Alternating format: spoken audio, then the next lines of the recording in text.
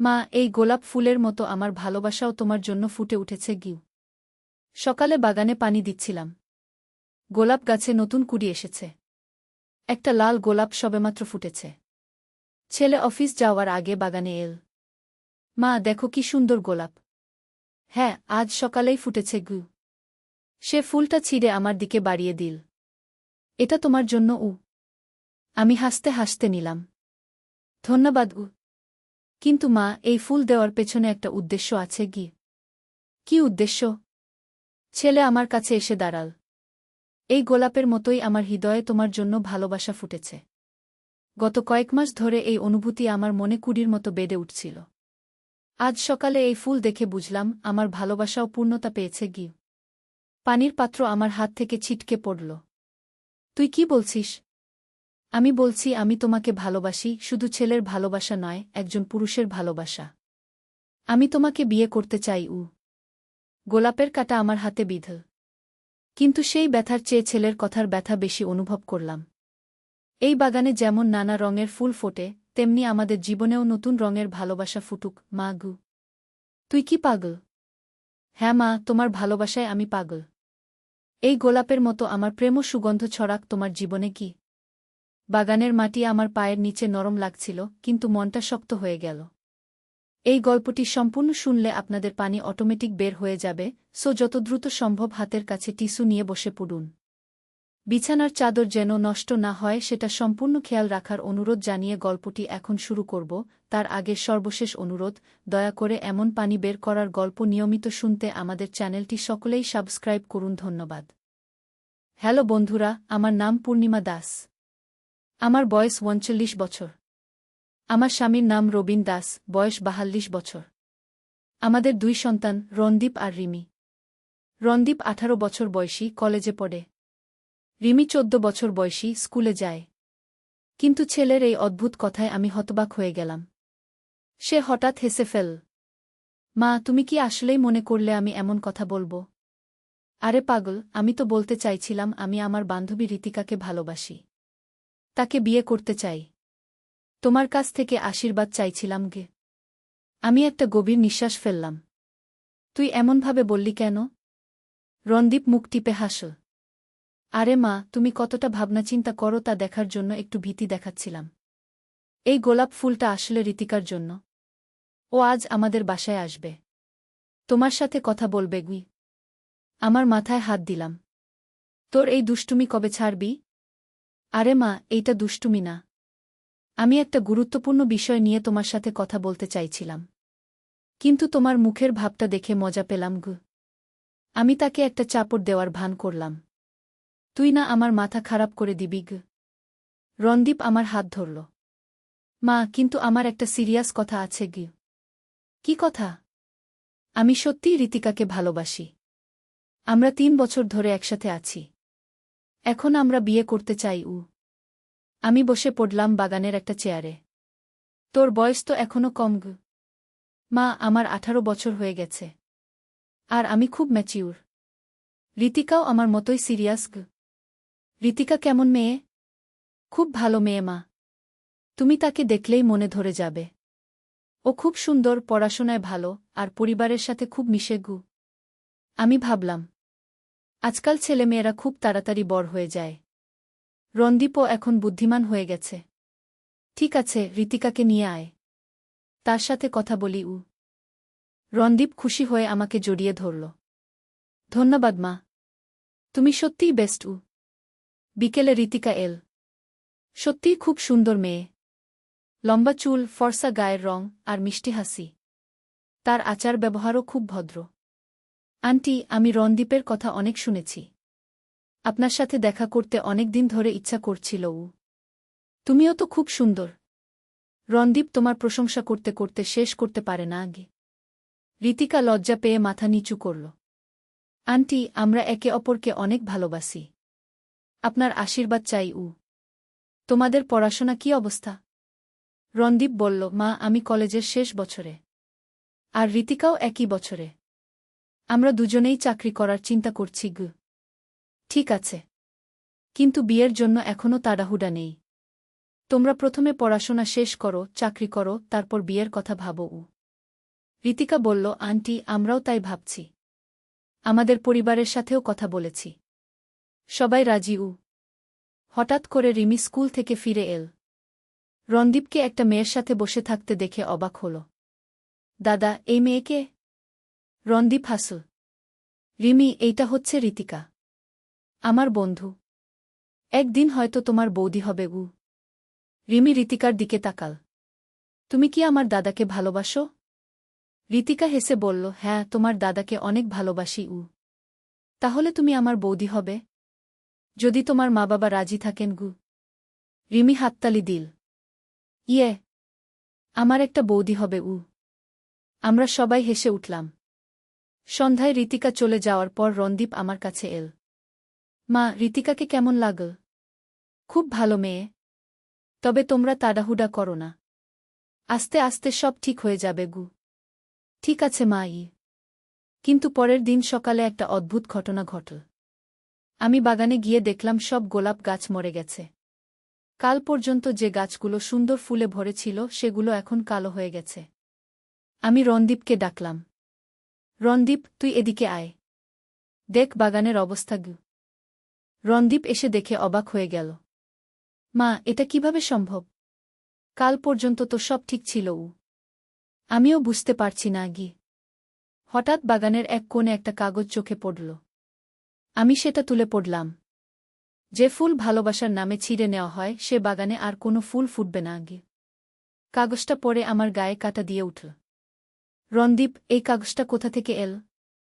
রণদীপও কাগজটা পড়ল। মা, এটা কে লিখল? আমি চারদিকে তাকালাম। বাগানের চারপাশে উঁচু দেয়াল। কেউ ভেতরে আসতে পারে না। তাহলে এই কাগজটা কোথা থেকে এল? রণদীপ, তুই কি গতকাল ফুলটা ছিঁড়েছিলি? হ্যাঁ মা, একটা গোলাপ ছিঁড়েছিলাম। সেটা কোনো গাছ থেকে? রণদীপ বাগানের দিকে তাকাল। ওই যে গাছটা, ওটা থেকে। আমি দেখলাম সেই গাছটাই সবচেয়ে বেশি কালো হয়ে গেছে। মা, এটা নিশ্চয়ই কোনো কাকতালীয় ব্যাপার। কিন্তু আমার মনে একটা অশান্তি কাজ করছিল। এমন অদ্ভুত ঘটনা কি সত্যিই কাকতালীয় হতে পারে? দুপুরে ঋতিকা এল। বাগানের অবস্থা দেখে ও অবাক হয়ে গেল। আন্টি, কাল তো এখানে এত সুন্দর ফুল ছিল। এখন সব মরে গেল কেন? আমি কাগজটা তাকে দেখালাম। ঋতিকা কাগজটা পড়ে ভয় পেয়ে গেল। এটা কে লিখেছে? আমরাও জানি না। ঋতিকা রণদীপের হাত ধরল। রণদীপ, আমার একটু ভয় লাগছে। ভয়ের কিছু নেই। নিশ্চয়ই কেউ দুষ্টুমি করছে। কিন্তু সন্ধ্যার পর আরও অদ্ভুত ঘটনা ঘটতে লাগল। রাতে রিমি হঠাৎ চিৎকার করে উঠল। আমরা তার রুমে গেলাম। কি হয়েছে রিমি? মা, জানালার পাশে একটা মহিলা দাঁড়িয়ে আছে। তিনি আমার দিকে তাকিয়ে আছেন। আমি জানালার দিকে তাকালাম। কিছু দেখতে পেলাম না। কোথা রিমি? ওই যে ওইখানে দাঁড়িয়ে আছে। রণদীপ জানালা খুলে বাইরে তাকাল। কেউ নেই মা। রিমি কাঁদতে শুরু করল। আমি সত্যিই দেখেছি। একজন মহিলা সাদা শাড়ি পরে দাঁড়িয়েছিল। আমি রিমিকে কোলে নিলাম। ভয় পেজো না। হয়তো তোর স্বপ্ন দেখেছিস। কিন্তু পরের দিন আরও অদ্ভুত কিছু ঘটল। সকালে ঘুম থেকে উঠে দেখি আমাদের ঘরের দেয়ালে লাল রং দিয়ে লেখা, ভালোবাসার বিনিময়ে প্রতিশোধ। আমি রণদীপকে ডাকলাম। সেও দেখে থমকে গেল। মা, এটা কে করল? আমি জানি না। রাতে তো আমরা সবাই ঘুমিয়েছিলাম। রবিন অফিস থেকে ফিরে এসে সব শুনে খুব রেগে গেল। এটা নিশ্চয়ই কারো দুষ্টুমি। আমি পুলিশে খবর দেব। কিন্তু পুলিশ এসে তদন্ত করে কোনো ক্লু পেল না। ম্যাডাম, বাইরে থেকে কেউ আসার কোনো চিহ্ন নেই। ঘরের ভেতর থেকেই কেউ এই কাজ করেছে। এই কথা শুনে আমাদের সবার মুখ শুকিয়ে গেল। ঘরের ভেতর তো আমরা ছাড়া আর কেউ নেই। ঋতিকা সেদিন আর আসল না। ফোন করে জানাল তার শরীর খারাপ। পরের কয়েকদিন আরও অদ্ভুত সব ঘটনা ঘটতে লাগল। রান্নাঘরে রান্নার পাত্র নিজে নিজে পড়ে যেত। রাতে অদ্ভুত আওয়াজ আসত। মাঝে মাঝে মনে হতো কেউ বাড়ির ভেতরে হাঁটাচলা করছে। রিমি প্রায় বলত সে সাদা শাড়িওয়ালি মহিলাকে দেখতে পায়। আমার মনে হতে লাগল যেন আমাদের বাড়িতে কোনো অশুভ শক্তি প্রবেশ করেছে। একদিন রণদীপ আমার কাছে এসে বলল, মা, আমার মনে হচ্ছে এই সব ঘটনার সাথে সেই গোলাপ ফুলের সম্পর্ক আছে। কেন? যেদিন আমি ফুল ছিঁড়েছিলাম সেই দিন থেকেই এই অদ্ভুত ঘটনা শুরু গো। আমিও এই কথা ভেবেছিলাম, কিন্তু এটা তো বিজ্ঞানসম্মত নয়। রণদীপ, তুই কি বিশ্বাস করিস যে একটা ফুল ছেঁড়ার জন্য এমন কিছু হতে পারে? মা, আমি জানি না, কিন্তু আমার ভয় লাগছে। তখনই ঋতিকা ফোন করল। খুব কাঁদছিল। রণদীপ, আমার বাড়িতেও অদ্ভুত কিছু ঘটছে। কি ঘটছে? আমার রুমে সেই গোলাপ ফুলটা রাখা ছিল। কাল রাতে দেখি ফুলটা কালো হয়ে গেছে। আর আমার স্বপ্নে একজন মহিলা এসে বলছে আমার ফুল ফেরত দাও। রণদীপের হাত কাঁপতে লাগল। ঋতিকা, তুমি এখানে চলে এসো। ঋতিকা এসে সব খুলে বলল। তার বাড়িতেও আমাদের মতো অদ্ভুত ঘটনা ঘটছে। আমি বুঝতে পারলাম এই বিশ্বাসটা শুধু আমাদের বাড়ির মধ্যে সীমাবদ্ধ নেই। ঋতিকা, তুমি কি সেই মহিলাকে দেখেছ? হ্যাঁ আন্টি। লম্বা চুল, সাদা শাড়ি। তিনি খুব দুঃখী দেখাচ্ছিল। রিমিও বলল, হ্যাঁ, আমিও একই মহিলাকে দেখি। এখন আমার নিশ্চিত হলাম যে এটা কোনো সাধারণ ব্যাপার নয়। আমি আমাদের পাড়ার পুরনো মানুষদের সাথে কথা বললাম। তাদের মধ্যে রহমান চাচা সবচেয়ে বয়স্ক। তিনি এই এলাকায় 50 বছর ধরে আছেন। চাচা, আমাদের বাড়ির পেছনের বাগানটার কোনো ইতিহাস আছে? রহমান চাচা একটু ভেবে বললেন, হ্যাঁ বৌমা, আছে। তুমি জানো না? কি ইতিহাস চাচা? এই জায়গায় একসময় একটা পুরনো বাড়ি ছিল। সেখানে একজন মহিলা থাকত। তার নাম ছিল কমলা। সে ফুলের খুব যত্ন নিত। তার বাগানে অনেক সুন্দর গোলাপ ছিল। তারপর কি হল? কমলার একটা প্রেমের সম্পর্ক ছিল। কিন্তু সেই ছেলে তাকে ধোঁকা দিয়েছিল। অন্য মেয়ে নিয়ে পালিয়ে গিয়েছিল। কমলা সেই শোকে মারা গিয়েছিল। কখন মারা গিয়েছিল? অনেক বছর আগে। প্রায় 30 বছর হবে। তার মৃত্যুর পর বাড়িটা ভেঙে ফেলা হয়েছিল। তোমাদের বাড়ি তো সেই জায়গায়। এই কথা শুনে আমার গায়ে কাঁটা দিয়ে উঠল। চাচা, কমলা কেমন দেখতে ছিল? লম্বা চুল, ফর্সা গায়ের রং। সাদা শাড়ি পরতে ভালোবাসত। খুব সুন্দরী ছিল। এই বর্ণনা শুনে আমি বুঝে গেলাম রিমি আর ঋতিকা যাকে দেখেছে সেটা কমলার আত্মা। আমি বাড়ি ফিরে সবাইকে সব বললাম। রণদীপ বলল, মা, তাহলে আমি যে ফুল ছিঁড়েছিলাম সেটা কমলার প্রিয় ফুল ছিল? হয়তো। তাই সে রেগে গেছে। তাহলে এখন আমরা কি করব? আমি ভাবলাম, কমলার আত্মা যদি সত্যিই আমাদের বিরক্ত করে থাকে তাহলে তার সাথে কথা বলা প্রয়োজন। আমি মনে করি আমাদের কমলার সাথে কথা বলা উচিত। কিভাবে মা? রাতে বাগানে গিয়ে তাকে ডাকব। ঋতিকা ভয় পেয়ে গেল। আন্টি, এটা কি নিরাপদ হবে? আমি মনে করি কমলা আমাদের কোনো ক্ষতি করবে না। সে শুধু তার ফুলের জন্য মন খারাপ করেছে। সেই রাতে আমরা সবাই একসাথে বাগানে গেলাম। রাত 12টা বেজে গেছে। চারদিকে নিস্তব্ধতা। আমি কাপা গলায় ডাকলাম, কমলা, তুমি কি আছো? আমাদের সাথে কথা বলবে? প্রথমে কিছুই হল না। তারপর হঠাৎ একটা ঠান্ডা হাওয়া বইতে শুরু করল। বাগানের মৃত গাছগুলো কাঁপতে লাগল। রিমি আমার হাত শক্ত করে ধরল। মা, কেউ আসছে। আমি তাকালাম। দেখলাম একজন মহিলা আস্তে আস্তে আমাদের দিকে এগিয়ে আসছে। সাদা শাড়ি, লম্বা চুল। ঠিক রহমান চাচা যেমন বর্ণনা দিয়েছিলেন। কমলা আমাদের সামনে এসে দাঁড়াল। তার চেহারায় দুঃখের ছাপ। তোমরা কেন আমার ফুল নষ্ট করলে? সে ধীরে ধীরে বলল। রণদীপ এগিয়ে গেল। আমি দুঃখিত। আমি জানতাম না এটা তোমার ফুল। সেই ফুলগুলো আমার প্রেমের স্মৃতি ছিল। আমি মরে যাওয়ার পরও সেগুলোর যত্ন নিতাম। আমি বললাম, কমলা, আমরা জানতাম না। তুমি যদি ক্ষমা করো আমরা নতুন ফুলের চারা লাগাব। কমলা আমার দিকে তাকাল। তোমরা আমার কষ্ট বুঝতে পারো? হ্যাঁ, আমরা বুঝতে পারি। তোমার প্রেমিক তোমাকে ছেড়ে চলে গিয়েছিল। কমলার চোখে পানি এল। আমি তাকে এত ভালোবেসেছিলাম। কিন্তু সে আমাকে ধোঁকা দিয়েছিল। আমার মৃত্যুর পরও আমি এই বাগানেই থেকে গেছি। ঋতিকা এগিয়ে গেল। কমলা দিদি, আমি তোমার কষ্ট বুঝতে পারি। আমিও ভালোবাসি। তুমি আমাদের ক্ষমা করো। কমলা ঋতিকার দিকে তাকাল। তুমি কি সত্যিই ভালোবাসো? হ্যাঁ, আমি রণদীপকে সত্যিই ভালোবাসি। তাহলে সাবধান থেকো। পুরুষরা সবাই একই রকম। তারা মিথ্যা ভালোবাসার জাল বিছায়। রণদীপ বলল, কমলা, আমি ঋতিকাকে কখনো ধোঁকা দেব না। আমি তাকে সত্যিই ভালোবাসি। কমলা হাসল। কিন্তু সেই হাসিতে কষ্ট ছিল। একসময় আমার প্রেমিকও এমনই বলত। কিন্তু দেখো আমার কি অবস্থা হয়েছে। আমি বললাম, কমলা, তুমি কি চাও যে সব প্রেমিক প্রেমিকা তোমার মতো কষ্ট পাক? কমলা একটু ভেবে বলল, না, আমি চাই না। কিন্তু আমি চাই সবাই সাবধান থাকুক।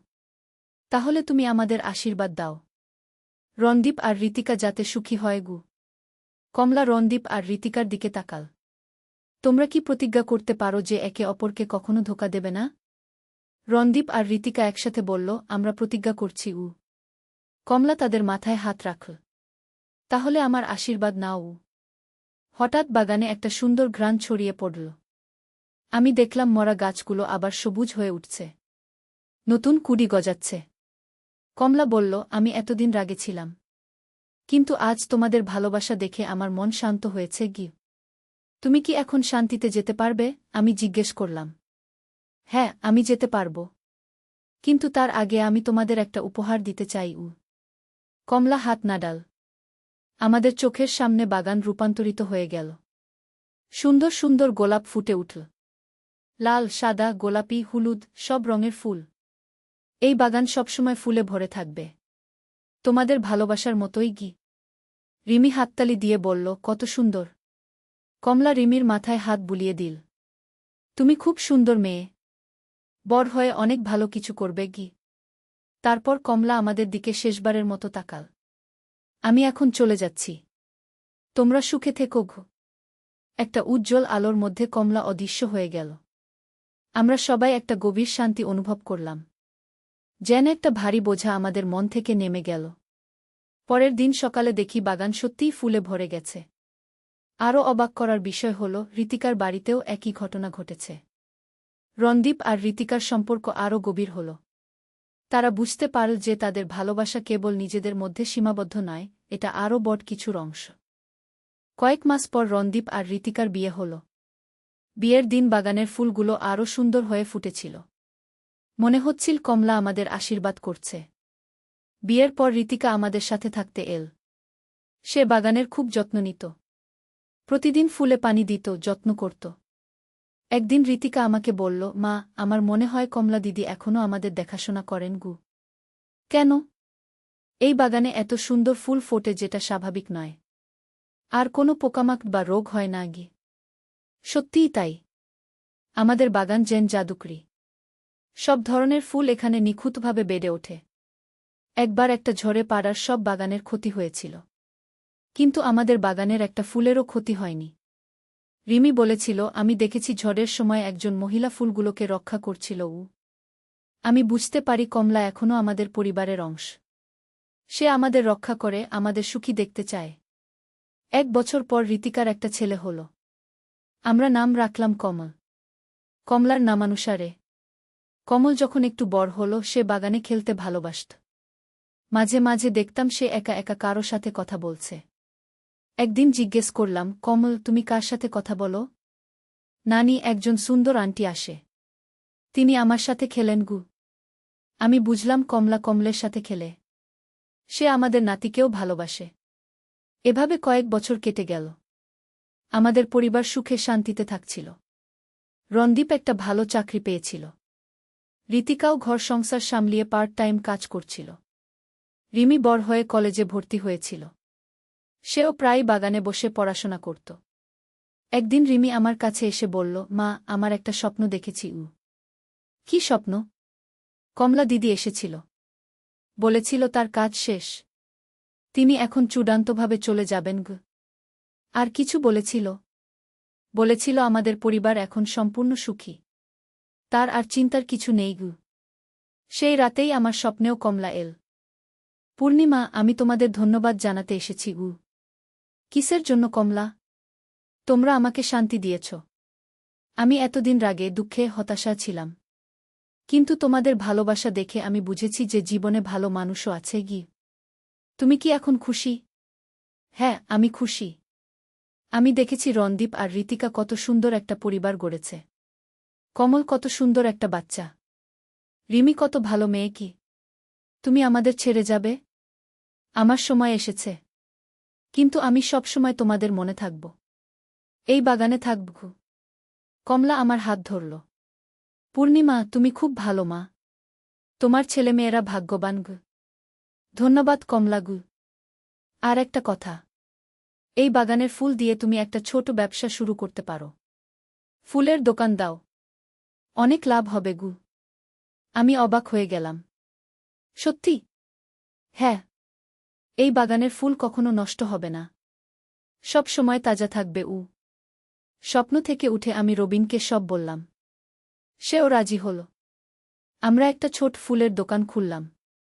সত্যিই কমলার কথা মতো আমাদের ব্যবসা খুব ভালো হল। আমাদের বাগানের ফুল এত সুন্দর যে সবাই কিনতে আসত। আর ফুলগুলো অনেক দিন পর্যন্ত তাজা থাকত। কয়েক বছরে আমাদের অবস্থা অনেক ভালো হয়ে গেল। রণদীপ আর ঋতিকার আরেকটা বাচ্চা হল। একটা মেয়ে। নাম রাখলাম কমলা। ছোট কমলা যখন একটু বড় হল, সেও বাগানে খেলতে ভালোবাসত। তার দাদা কমলের মতো সেও মাঝে মাঝে একা একা কারো সাথে কথা বলত। আমি বুঝতাম কমলা এখনও আমাদের সাথে আছে। তবে এখন সে আমাদের অংশ হয়ে গেছে। একদিন ৫ বছর বয়সী কমলা আমার কাছে এসে বলল, নানি, সুন্দর আন্টি বলেছে তার নামে আমার নাম রাখা হয়েছে গু। হ্যাঁ মা গু। আন্টি বলেছে আমি বড় হয়ে অনেক ভালো কাজ করব। আমার চোখে পানি এসে গেল। কমলা আমাদের পরিবারের প্রতিটি সদস্যকে ভালোবাসে। এখন আমাদের পরিবার পূর্ণ। রবিন আর আমি, রণদীপ আর ঋতিকা, রিমি আর 2 নাতিনাতনী কমল আর কমলা। বাগানটাও আমাদের জীবনের অংশ। প্রতিদিন সকালে আমি বাগানে গিয়ে ফুলে পানি দিই। মনে হয় কমলার সাথে কথা বলছি। ফুলের দোকানের ব্যবসাও ভালো চলছে। আমরা এখন সচ্ছল। রিমি এখন বিশ্ববিদ্যালয়ে পড়ে। সেও একজন ভালো ছেলের সাথে প্রেম করে। একদিন হয়তো সেও বিয়ে করবে। আমি জানি কমলা আমাদের সবার খুশি দেখে খুশি। মাঝে মাঝে রাতে বাগানে একটা শান্ত উপস্থিতি অনুভব করি। যেন কেউ আমাদের পাহারা দিচ্ছে। কমল আর কমলা বড় হচ্ছে। তারা বাগানের ফুল নিয়ে খেলে। কখনো কখনো তাদের মুখে কমলার গল্প শুনি। একদিন কমল বলল, নানি, সুন্দর আন্টি বলেছে ভালোবাসা কখনো মরে না গিয়ে। আমি হাসলাম। হ্যাঁ মা, ভালোবাসা অমর। আজ যখন আমি এই গল্প বলছি, আমার বয়স ৫৫। অনেক কিছু দেখেছি, অনেক কিছু শিখেছি। সবচেয়ে বড় কথা হল, জীবনে অনেক রহস্য আছে। আমরা সবকিছু বুঝতে পারি না। কিন্তু ভালোবাসা আর সহমর্মিতা দিয়ে সব সমস্যার সমাধান সম্ভব। কমলার সাথে আমাদের যে অভিজ্ঞতা হয়েছিল, সেটা আমাদের শিখিয়েছে যে মৃত্যুর পরেও আত্মা থেকে যায়। আর প্রেম, ভালোবাসা, দুঃখ, এসব অনুভূতি আত্মার সাথে চিরকাল থাকে। আমাদের পরিবারে কমলা এখন একজন অদৃশ্য অভিভাবক। সে আমাদের রক্ষা করে, আমাদের সুখী রাখে। যে গোলাপ ফুল ছিঁড়ে নেওয়ার জন্য এই সব ঘটনার সূচনা, সেই ফুলই আজ আমাদের জীবনে সৌন্দর্য আর সুখ এনে দিয়েছে। বাগানে এখনও সেই গোলাপ গাছটা আছে। প্রতিদিন নতুন ফুল ফোটে। আমি যখন সেই ফুল দেখি, মনে পড়ে যায় কমলার কথা। কমলা আমাদের শিখিয়েছে যে ভালোবাসার মানে শুধু নেওয়া নয়, দেওয়াও। সে তার জীবনে প্রতারিত হয়েছিল, কিন্তু মৃত্যুর পর সে আমাদের ভালোবাসা দিয়েছে। আজ আমাদের বাড়িতে যারা আসে, তারা সবাই বাগানের প্রশংসা করে। আমি তাদের কমলার গল্প বলি। অনেকেই প্রথমে বিশ্বাস করে না। কিন্তু যখন তারা বাগানের অস্বাভাবিক সৌন্দর্য দেখে, তখন বুঝতে পারে যে এখানে সত্যিই কিছু আলাদা আছে। আমার এই গল্প শুনে অনেকেই তাদের জীবনে প্রেম আর ভালোবাসার গুরুত্ব বুঝেছে। তারা তাদের পরিবারের সাথে আরও ভালো ব্যবহার করতে শুরু করেছে। এটাই হয়তো কমলার আসল উদ্দেশ্য ছিল। সে চেয়েছিল মানুষ যেন একে অপরকে ভালোবাসে, বিশ্বাস করে। আমাদের পরিবারের গল্প এখানেই শেষ নয়। প্রতিদিন নতুন কিছু ঘটে। কমল আর কমলা বড় হচ্ছে। তাদের মধ্যেও কমলার প্রভাব দেখা যায়। তারা দুজনেই খুব দয়ালু, সহানুভূতিশীল। অন্যদের সাহায্য করতে ভালোবাসে। রিমিও এখন তার বয়ফ্রেন্ডের সাথে কমলার বাগানে বসে। তারাও কমলার আশীর্বাদ চায়। আমি নিশ্চিত যে কমলা তাদের সবাইকে ভালো রাখবে। এই গল্পের মাধ্যমে আমি বলতে চাই, জীবনে যত কষ্টই থাকুক না কেন, ভালোবাসা দিয়ে সব জয় করা যায়। কমলা প্রতারিত হয়ে মারা গিয়েছিল। কিন্তু তার আত্মা যখন আমাদের পরিবারের ভালোবাসা দেখল, তখন সে তার রাগ আর দুঃখ ভুলে গিয়ে আমাদের ভালোবাসল। আর আজ পর্যন্ত সে আমাদের পাশে আছে। আমাদের বাগানের প্রতিটি ফুলে কমলার ভালোবাসা মেশানো আছে। প্রতিটি সুগন্ধে তার আশীর্বাদ। যখন সন্ধ্যায় আমি বাগানে বসি, মনে হয় কমলা আমার পাশেই বসে আছে। আমরা নীরবে কথা বলি। তার কোনো কথার প্রয়োজন নেই। তার উপস্থিতিই যথেষ্ট। আমার এই গল্প যারা শুনবে তারা হয়তো বুঝবে যে মৃত্যু শেষ কথা নয়। ভালোবাসা মৃত্যুর চেয়েও শক্তিশালী। কমলা আজও আমাদের সাথে আছে। আর থাকবে চিরকাল। আমাদের বাগানের গোলাপের মতোই তার ভালোবাসাও প্রতিদিন নতুন করে ফুটে ওঠে। এই গল্পটি শুনে যারা নিজেদের জীবনে ভালোবাসার গুরুত্ব বুঝবে তারাই কমলার প্রকৃত উপহার পাবে। কারণ ভালোবাসা দেওয়া আর নেওয়া, এই দুই মিলেই জীবনের পূর্ণতা। আর এই পূর্ণতাই হয়তো কমলা আমাদের দিতে চেয়েছিল। আমাদের পরিবারের এই অদ্ভুত কিন্তু সুন্দর অভিজ্ঞতা আমাদের জীবনকে আরও সমৃদ্ধ করেছে। কমলার মতো একজন আত্মা আমাদের অভিভাবক হয়ে থাকা, এর চেয়ে বড় সৌভাগ্য আর কি হতে পারে? আর এভাবেই আমাদের গল্প চলতে থাকবে। প্রতিদিন নতুন অধ্যায় যোগ হতে থাকবে। কমলার ভালোবাসার ছোঁয়ায় আমাদের জীবন আরও সুন্দর হতে থাকবে। এই গল্পের শেষ নেই। কারণ ভালোবাসার কোনো শেষ নেই। ঋতিকা বলল, আন্টি, আমরাও তাই ভাবছি। আমাদের পরিবারের সাথেও কথা বলেছি।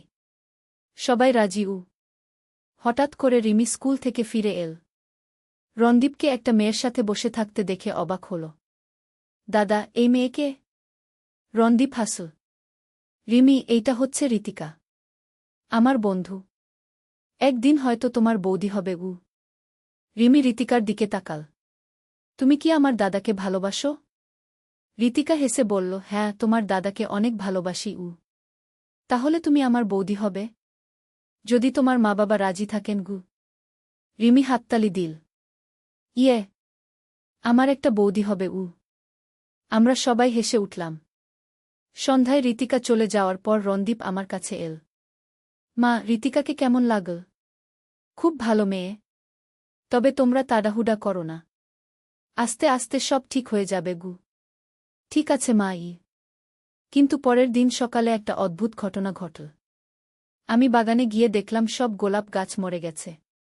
কাল পর্যন্ত যে গাছগুলো সুন্দর ফুলে ভরেছিল সেগুলো এখন কালো হয়ে গেছে। আমি রণদীপকে ডাকলাম। রণদীপ, তুই এদিকে আয়। দেখ বাগানের অবস্থা।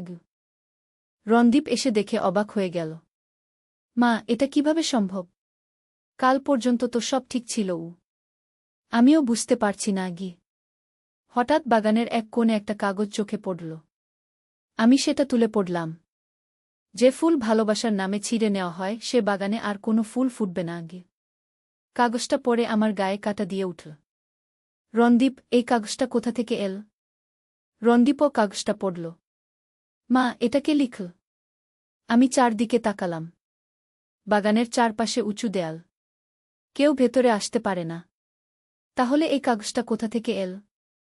রণদীপ, তুই কি গতকাল ফুলটা ছিঁড়েছিলি? হ্যাঁ মা, একটা গোলাপ ছিঁড়েছিলাম। সেটা কোনো গাছ থেকে? রণদীপ বাগানের দিকে তাকাল। ওই যে গাছটা, ওটা থেকে। আমি দেখলাম সেই গাছটাই সবচেয়ে বেশি কালো হয়ে গেছে। মা, এটা নিশ্চয়ই কোনো কাকতালীয় ব্যাপার। কিন্তু আমার মনে একটা অশান্তি কাজ করছিল। এমন অদ্ভুত ঘটনা কি সত্যিই কাকতালীয় হতে পারে? দুপুরে ঋতিকা এল। বাগানের অবস্থা দেখে ও অবাক হয়ে গেল। আন্টি, কাল তো এখানে এত সুন্দর ফুল ছিল। এখন সব মরে গেল কেন? আমি কাগজটা তাকে দেখালাম। ঋতিকা কাগজটা পড়ে ভয় পেয়ে গেল। এটা কে লিখেছে? আমরাও জানি না। ঋতিকা রণদীপের হাত ধরল। রণদীপ, আমার একটু ভয় লাগছে। ভয়ের কিছু নেই। নিশ্চয়ই কেউ দুষ্টুমি করছে। কিন্তু সন্ধ্যার পর আরও অদ্ভুত ঘটনা ঘটতে লাগল। রাতে রিমি হঠাৎ চিৎকার করে উঠল। আমরা তার রুমে গেলাম। কি হয়েছে রিমি? মা, জানালার পাশে একটা মহিলা দাঁড়িয়ে আছে। তিনি আমার দিকে তাকিয়ে আছেন। আমি জানালার দিকে তাকালাম। কিছু দেখতে পেলাম না। কোথা রিমি? ওই যে ওইখানে দাঁড়িয়ে আছে। রণদীপ জানালা খুলে বাইরে তাকাল। কেউ নেই মা। রিমি কাঁদতে শুরু করল। আমি সত্যিই দেখেছি। একজন মহিলা সাদা শাড়ি পরে দাঁড়িয়েছিল। আমি রিমিকে কোলে নিলাম। ভয় পেজো না। হয়তো তোর স্বপ্ন দেখেছিস গু। কিন্তু পরের দিন আরও অদ্ভুত কিছু ঘটল। সকালে ঘুম থেকে উঠে দেখি আমাদের ঘরের দেয়ালে লাল রং দিয়ে লেখা, ভালোবাসার বিনিময়ে প্রতিশোধ গ। আমি রণদীপকে ডাকলাম। সেও দেখে থমকে গেল। মা, এটা কে করল? আমি জানি না। রাতে তো আমরা সবাই ঘুমিয়েছিলাম ঘ। রবিন অফিস থেকে ফিরে এসে সব শুনে খুব রেগে গেল। এটা নিশ্চয়ই কারো দুষ্টুমি। আমি পুলিশে খবর দেব। কিন্তু পুলিশ এসে তদন্ত করে কোনো ক্লু পেল না। ম্যাডাম, বাইরে থেকে কেউ আসার কোনো চিহ্ন নেই। ঘরের ভেতর থেকেই কেউ এই কাজ করেছে গু। এই কথা শুনে আমাদের সবার মুখ শুকিয়ে গেল। ঘরের ভেতর তো আমরা ছাড়া আর কেউ নেই। ঋতিকা সেদিন আর আসল না। ফোন করে জানাল তার শরীর খারাপ। পরের কয়েকদিন আরও অদ্ভুত সব ঘটনা ঘটতে লাগল। রান্নাঘরে রান্নার পাত্র নিজে নিজে পড়ে যেত। রাতে অদ্ভুত আওয়াজ আসত। মাঝে মাঝে মনে হতো কেউ বাড়ির ভেতরে হাঁটাচলা করছে। রিমি প্রায় বলত সে সাদা শাড়িওয়ালি মহিলাকে দেখতে পায়। আমার মনে হতে লাগল যেন আমাদের বাড়িতে কোনো অশুভ শক্তি প্রবেশ করেছে। একদিন রণদীপ আমার কাছে এসে বলল, মা, আমার মনে হচ্ছে এই সব ঘটনার সাথে সেই গোলাপ ফুলের সম্পর্ক আছে গু। কেন? যেদিন আমি ফুল ছিঁড়েছিলাম সেই দিন থেকেই এই অদ্ভুত ঘটনা শুরু গো। আমিও এই কথা ভেবেছিলাম। কিন্তু এটা তো বিজ্ঞানসম্মত নয়। রণদীপ, তুই কি বিশ্বাস করিস যে একটা ফুল ছেঁড়ার জন্য এমন কিছু হতে পারে? মা, আমি জানি না। কিন্তু আমার ভয় লাগছে গু। তখনই ঋতিকা ফোন করল। খুব কাঁদছিল। রণদীপ, আমার বাড়িতেও অদ্ভুত কিছু ঘটছে গু। কি ঘটছে? আমার রুমে সেই গোলাপ ফুলটা রাখা ছিল। কাল রাতে দেখি ফুলটা কালো হয়ে গেছে। আর আমার স্বপ্নে একজন মহিলা এসে বলছে আমার ফুল ফেরত দাও। রণদীপের হাত কাঁপতে লাগল। ঋতিকা, তুমি এখানে চলে এসো গু। ঋতিকা এসে সব খুলে বলল। তার বাড়িতেও আমাদের মতো অদ্ভুত ঘটনা ঘটছে। আমি বুঝতে পারলাম এই বিশ্বাসটা শুধু আমাদের বাড়ির মধ্যে সীমাবদ্ধ নেই। ঋতিকা, তুমি কি সেই মহিলাকে দেখেছ? হ্যাঁ আন্টি। লম্বা চুল, সাদা শাড়ি। তিনি খুব দুঃখী দেখাচ্ছিল উ। রিমিও বলল, হ্যাঁ, আমিও একই মহিলাকে দেখি গু। এখন আমার নিশ্চিত হলাম যে এটা কোনো সাধারণ ব্যাপার নয়। আমি আমাদের পাড়ার পুরনো মানুষদের সাথে কথা বললাম। তাদের মধ্যে রহমান চাচা সবচেয়ে বয়স্ক। তিনি এই এলাকায় 50 বছর ধরে আছেন। চাচা, আমাদের বাড়ির পেছনের বাগানটার কোনো ইতিহাস আছে? রহমান চাচা একটু ভেবে বললেন, হ্যাঁ বৌমা, আছে। তুমি জানো না? কি ইতিহাস চাচা? এই জায়গায় একসময় একটা পুরনো বাড়ি ছিল। সেখানে একজন মহিলা থাকত। তার নাম ছিল কমলা। সে ফুলের খুব যত্ন নিত। তার বাগানে অনেক সুন্দর গোলাপ ছিল।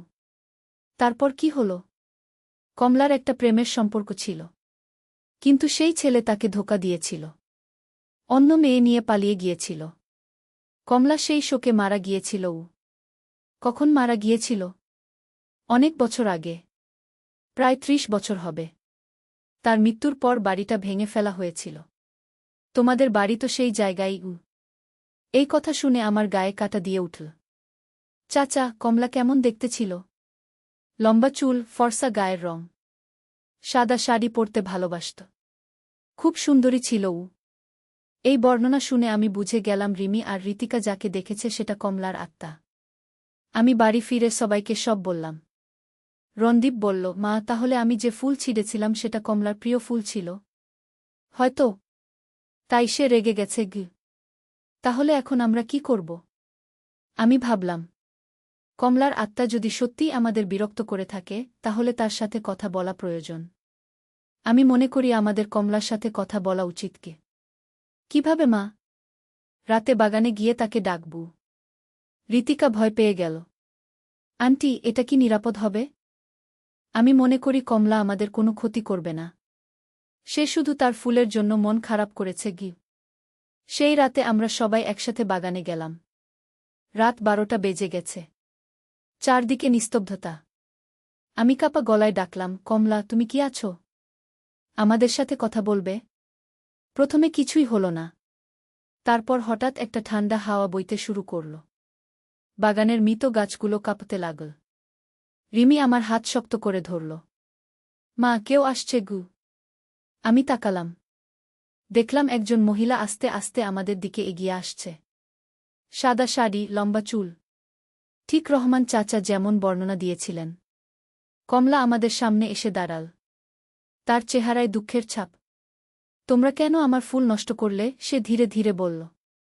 রণদীপ এগিয়ে গেল। আমি দুঃখিত। আমি জানতাম না এটা তোমার ফুল। সেই ফুলগুলো আমার প্রেমের স্মৃতি ছিল। আমি মরে যাওয়ার পরও সেগুলোর যত্ন নিতাম গু। আমি বললাম, কমলা, আমরা জানতাম না। তুমি যদি ক্ষমা করো, আমরা নতুন ফুলের চারা লাগাবো গু। কমলা আমার দিকে তাকাল। তোমরা আমার কষ্ট বুঝতে পারো? হ্যাঁ, আমরা বুঝতে পারি। তোমার প্রেমিক তোমাকে ছেড়ে চলে গিয়েছিল গু। কমলার চোখে পানি এল। আমি তাকে এত ভালোবেসেছিলাম। কিন্তু সে আমাকে ধোঁকা দিয়েছিল। আমার মৃত্যুর পরও আমি এই বাগানেই থেকে গেছি গু। ঋতিকা এগিয়ে গেল। কমলা দিদি, আমি তোমার কষ্ট বুঝতে পারি। আমিও ভালোবাসি। তুমি আমাদের ক্ষমা করোক। কমলা ঋতিকার দিকে তাকাল। তুমি কি সত্যিই ভালোবাসো? হ্যাঁ, আমি রণদীপকে সত্যিই ভালোবাসি উ। তাহলে সাবধান থেকো। পুরুষরা সবাই একই রকম। তারা মিথ্যা ভালোবাসার জাল বিছায় উ। রণদীপ বলল, কমলা, আমি ঋতিকাকে কখনো ধোঁকা দেব না। আমি তাকে সত্যিই ভালোবাসি উ। কমলা হাসল। কিন্তু সেই হাসিতে কষ্ট ছিল। একসময় আমার প্রেমিকও এমনই বলত। কিন্তু দেখো আমার কি অবস্থা হয়েছে গি। আমি বললাম, কমলা, তুমি কি চাও যে সব প্রেমিক প্রেমিকা তোমার মতো কষ্ট পাক? কমলা একটু ভেবে বলল, না, আমি চাই না। কিন্তু আমি চাই সবাই সাবধান থাকুক গো। তাহলে তুমি আমাদের আশীর্বাদ দাও। রণদীপ আর ঋতিকা যাতে সুখী হয় গু। কমলা রণদীপ আর ঋতিকার দিকে তাকাল। তোমরা কি প্রতিজ্ঞা করতে পারো যে একে অপরকে কখনো ধোঁকা দেবে না? রণদীপ আর ঋতিকা একসাথে বলল, আমরা প্রতিজ্ঞা করছি উ। কমলা তাদের মাথায় হাত রাখল। তাহলে আমার আশীর্বাদ নাও উ।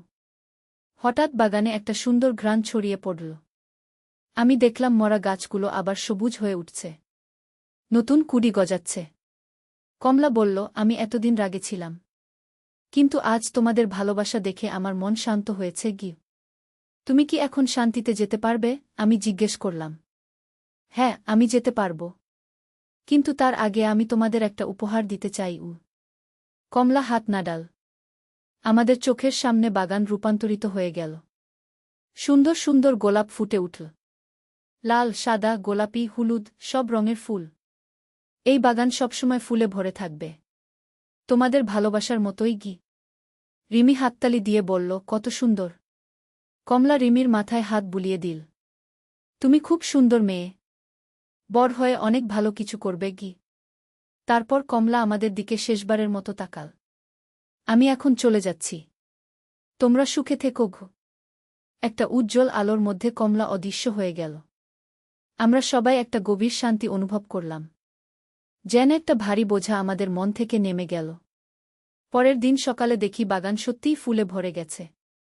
আরও অবাক করার বিষয় হল, ঋতিকার বাড়িতেও একই ঘটনা ঘটেছে। রণদীপ আর ঋতিকার সম্পর্ক আরও গভীর হল। তারা বুঝতে পারল যে তাদের ভালোবাসা কেবল নিজেদের মধ্যে সীমাবদ্ধ নয়, এটা আরও বড় কিছুর অংশ। কয়েক মাস পর রণদীপ আর ঋতিকার বিয়ে হল। বিয়ের দিন বাগানের ফুলগুলো আরও সুন্দর হয়ে ফুটেছিল। মনে হচ্ছিল কমলা আমাদের আশীর্বাদ করছে। বিয়ের পর ঋতিকা আমাদের সাথে থাকতে এল। সে বাগানের খুব যত্ন নিত। প্রতিদিন ফুলে পানি দিত, যত্ন করত। একদিন ঋতিকা আমাকে বলল, মা, আমার মনে হয় কমলা দিদি এখনও আমাদের দেখাশোনা করেন গু। কেন? এই বাগানে এত সুন্দর ফুল ফোটে যেটা স্বাভাবিক নয়। আর কোনো পোকামাকড় বা রোগ হয় না গি। সত্যিই তাই। আমাদের বাগান যেন জাদুকরি। সব ধরনের ফুল এখানে নিখুঁতভাবে বেড়ে ওঠে। একবার একটা ঝড়ে পাড়ার সব বাগানের ক্ষতি হয়েছিল। কিন্তু আমাদের বাগানের একটা ফুলেরও ক্ষতি হয়নি। রিমি বলেছিল, আমি দেখেছি ঝড়ের সময় একজন মহিলা ফুলগুলোকে রক্ষা করছিল উ। আমি বুঝতে পারি কমলা এখনও আমাদের পরিবারের অংশ। সে আমাদের রক্ষা করে, আমাদের সুখী দেখতে চায়। 1 বছর পর ঋতিকার একটা ছেলে হল। আমরা নাম রাখলাম কমল। কমলার নামানুসারে। কমল যখন একটু বড় হল, সে বাগানে খেলতে ভালোবাসত। মাঝে মাঝে দেখতাম সে একা একা কারো সাথে কথা বলছে। একদিন জিজ্ঞেস করলাম, কমল, তুমি কার সাথে কথা বলো? নানি, একজন সুন্দর আন্টি আসে। তিনি আমার সাথে খেলেন গু। আমি বুঝলাম কমলা কমলের সাথে খেলে। সে আমাদের নাতিকেও ভালোবাসে। এভাবে কয়েক বছর কেটে গেল। আমাদের পরিবার সুখে শান্তিতে থাকছিল। রণদীপ একটা ভালো চাকরি পেয়েছিল। ঋতিকাও ঘর সংসার সামলিয়ে পার্ট টাইম কাজ করছিল। রিমি বড় হয়ে কলেজে ভর্তি হয়েছিল। সেও প্রায় বাগানে বসে পড়াশোনা করত। একদিন রিমি আমার কাছে এসে বলল, মা, আমার একটা স্বপ্ন দেখেছি। কি স্বপ্ন? কমলা দিদি এসেছিল। বলেছিল তার কাজ শেষ। তিনি এখন চূড়ান্তভাবে চলে যাবেন গো। আর কিছু বলেছিল? বলেছিল আমাদের পরিবার এখন সম্পূর্ণ সুখী। তার আর চিন্তার কিছু নেই গু। সেই রাতেই আমার স্বপ্নেও কমলা এল। পূর্ণিমা, আমি তোমাদের ধন্যবাদ জানাতে এসেছি গু। কিসের জন্য কমলা? তোমরা আমাকে শান্তি দিয়েছ। আমি এতদিন রাগে দুঃখে হতাশা ছিলাম। কিন্তু তোমাদের ভালোবাসা দেখে আমি বুঝেছি যে জীবনে ভালো মানুষও আছে গি। তুমি কি এখন খুশি? হ্যাঁ, আমি খুশি। আমি দেখেছি রণদীপ আর ঋতিকা কত সুন্দর একটা পরিবার গড়েছে। কমল কত সুন্দর একটা বাচ্চা। রিমি কত ভালো মেয়ে কি। তুমি আমাদের ছেড়ে যাবে? আমার সময় এসেছে। কিন্তু আমি সব সময় তোমাদের মনে থাকব। এই বাগানে থাকব। কমলা আমার হাত ধরল। পূর্ণিমা, তুমি খুব ভালো মা। তোমার ছেলেমেয়েরা ভাগ্যবান গু। ধন্যবাদ কমলা গু। আর একটা কথা। এই বাগানের ফুল দিয়ে তুমি একটা ছোট ব্যবসা শুরু করতে পারো। ফুলের দোকান দাও। অনেক লাভ হবে গু। আমি অবাক হয়ে গেলাম। সত্যি? হ্যাঁ। এই বাগানের ফুল কখনো নষ্ট হবে না। সব সময় তাজা থাকবে। স্বপ্ন থেকে উঠে আমি রবিনকে সব বললাম। সেও রাজি হল। আমরা একটা ছোট ফুলের দোকান খুললাম। সত্যিই কমলার কথা মতো আমাদের ব্যবসা খুব ভালো হল। আমাদের বাগানের ফুল এত সুন্দর যে সবাই কিনতে আসত। আর ফুলগুলো অনেক দিন পর্যন্ত তাজা থাকত। কয়েক বছরে আমাদের অবস্থা অনেক ভালো হয়ে গেল। রণদীপ আর ঋতিকার আরেকটা বাচ্চা হল। একটা মেয়ে। নাম রাখলাম কমলা। ছোট কমলা যখন একটু বড় হল, সেও বাগানে খেলতে ভালোবাসত। তার দাদা কমলের মতো সেও মাঝে মাঝে একা একা কারো সাথে কথা বলত। আমি বুঝতাম কমলা এখনও আমাদের সাথে আছে। তবে এখন সে আমাদের অংশ হয়ে গেছে। একদিন 5 বছর বয়সী কমলা আমার কাছে এসে বলল, নানি, সুন্দর আন্টি বলেছে তার নামে আমার নাম রাখা হয়েছে গু। হ্যাঁ মা গু। আন্টি বলেছে আমি বড় হয়ে অনেক ভালো কাজ করব। আমার চোখে পানি এসে গেল। কমলা আমাদের পরিবারের প্রতিটি সদস্যকে ভালোবাসে। এখন আমাদের পরিবার পূর্ণ। রবিন আর আমি, রণদীপ আর ঋতিকা, রিমি আর 2 নাতিনাতনী কমল আর কমলা। বাগানটাও আমাদের জীবনের অংশ। প্রতিদিন সকালে আমি বাগানে গিয়ে ফুলে পানি দিই। মনে হয় কমলার সাথে কথা বলছি। ফুলের দোকানের ব্যবসাও ভালো চলছে। আমরা এখন সচ্ছল। রিমি এখন বিশ্ববিদ্যালয়ে পড়ে। সেও একজন ভালো ছেলের সাথে প্রেম করে। একদিন হয়তো সেও বিয়ে করবে। আমি জানি কমলা আমাদের সবার খুশি দেখে খুশি। মাঝে মাঝে রাতে বাগানে একটা শান্ত উপস্থিতি অনুভব করি। যেন কেউ আমাদের পাহারা দিচ্ছে। কমল আর কমলা বড় হচ্ছে। তারা বাগানের ফুল নিয়ে খেলে। কখনো কখনো তাদের মুখে কমলার গল্প শুনি। একদিন কমল বলল, নানি, সুন্দর আন্টি বলেছে ভালোবাসা কখনো মরে না গিয়ে। আমি হাসলাম। হ্যাঁ মা, ভালোবাসা অমর। আজ যখন আমি এই গল্প বলছি, আমার বয়স 55। অনেক কিছু দেখেছি, অনেক কিছু শিখেছি। সবচেয়ে বড় কথা হল, জীবনে অনেক রহস্য আছে। আমরা সবকিছু বুঝতে পারি না। কিন্তু ভালোবাসা আর সহমর্মিতা দিয়ে সব সমস্যার সমাধান সম্ভব। কমলার সাথে আমাদের যে অভিজ্ঞতা হয়েছিল, সেটা আমাদের শিখিয়েছে যে মৃত্যুর পরেও আত্মা থেকে যায়। আর প্রেম, ভালোবাসা, দুঃখ, এসব অনুভূতি আত্মার সাথে চিরকাল থাকে। আমাদের পরিবারে কমলা এখন একজন অদৃশ্য অভিভাবক। সে আমাদের রক্ষা করে, আমাদের সুখী রাখে। যে গোলাপ ফুল ছিঁড়ে নেওয়ার জন্য এই সব ঘটনার সূচনা, সেই ফুলই আজ আমাদের জীবনে সৌন্দর্য আর সুখ এনে দিয়েছে। বাগানে এখনও সেই গোলাপ গাছটা আছে। প্রতিদিন নতুন ফুল ফোটে। আমি যখন সেই ফুল দেখি, মনে পড়ে যায় কমলার কথা। কমলা আমাদের শিখিয়েছে যে ভালোবাসার মানে শুধু নেওয়া নয়, দেওয়াও। সে তার জীবনে প্রতারিত হয়েছিল, কিন্তু মৃত্যুর পর সে আমাদের ভালোবাসা দিয়েছে। আজ আমাদের বাড়িতে যারা আসে তারা সবাই বাগানের প্রশংসা করে। আমি তাদের কমলার গল্প বলি। অনেকেই প্রথমে বিশ্বাস করে না, কিন্তু যখন তারা বাগানের অস্বাভাবিক সৌন্দর্য দেখে তখন বুঝতে পারে যে এখানে সত্যিই কিছু আলাদা আছে। আমার এই গল্প শুনে অনেকেই তাদের জীবনে প্রেম আর ভালোবাসার গুরুত্ব বুঝেছে।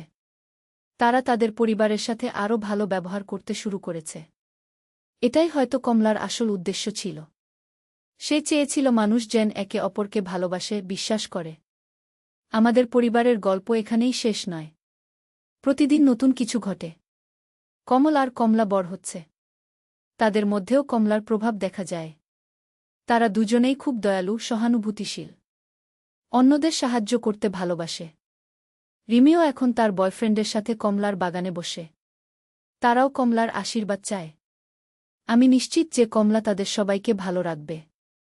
এই গল্পের মাধ্যমে আমি বলতে চাই, জীবনে যত কষ্টই থাকুক না কেন, ভালোবাসা দিয়ে সব জয় করা যায়। কমলা প্রতারিত হয়ে মারা গিয়েছিল, কিন্তু তার আত্মা যখন আমাদের পরিবারের ভালোবাসা দেখল, তখন সে তার রাগ আর দুঃখ ভুলে গিয়ে আমাদের ভালোবাসল।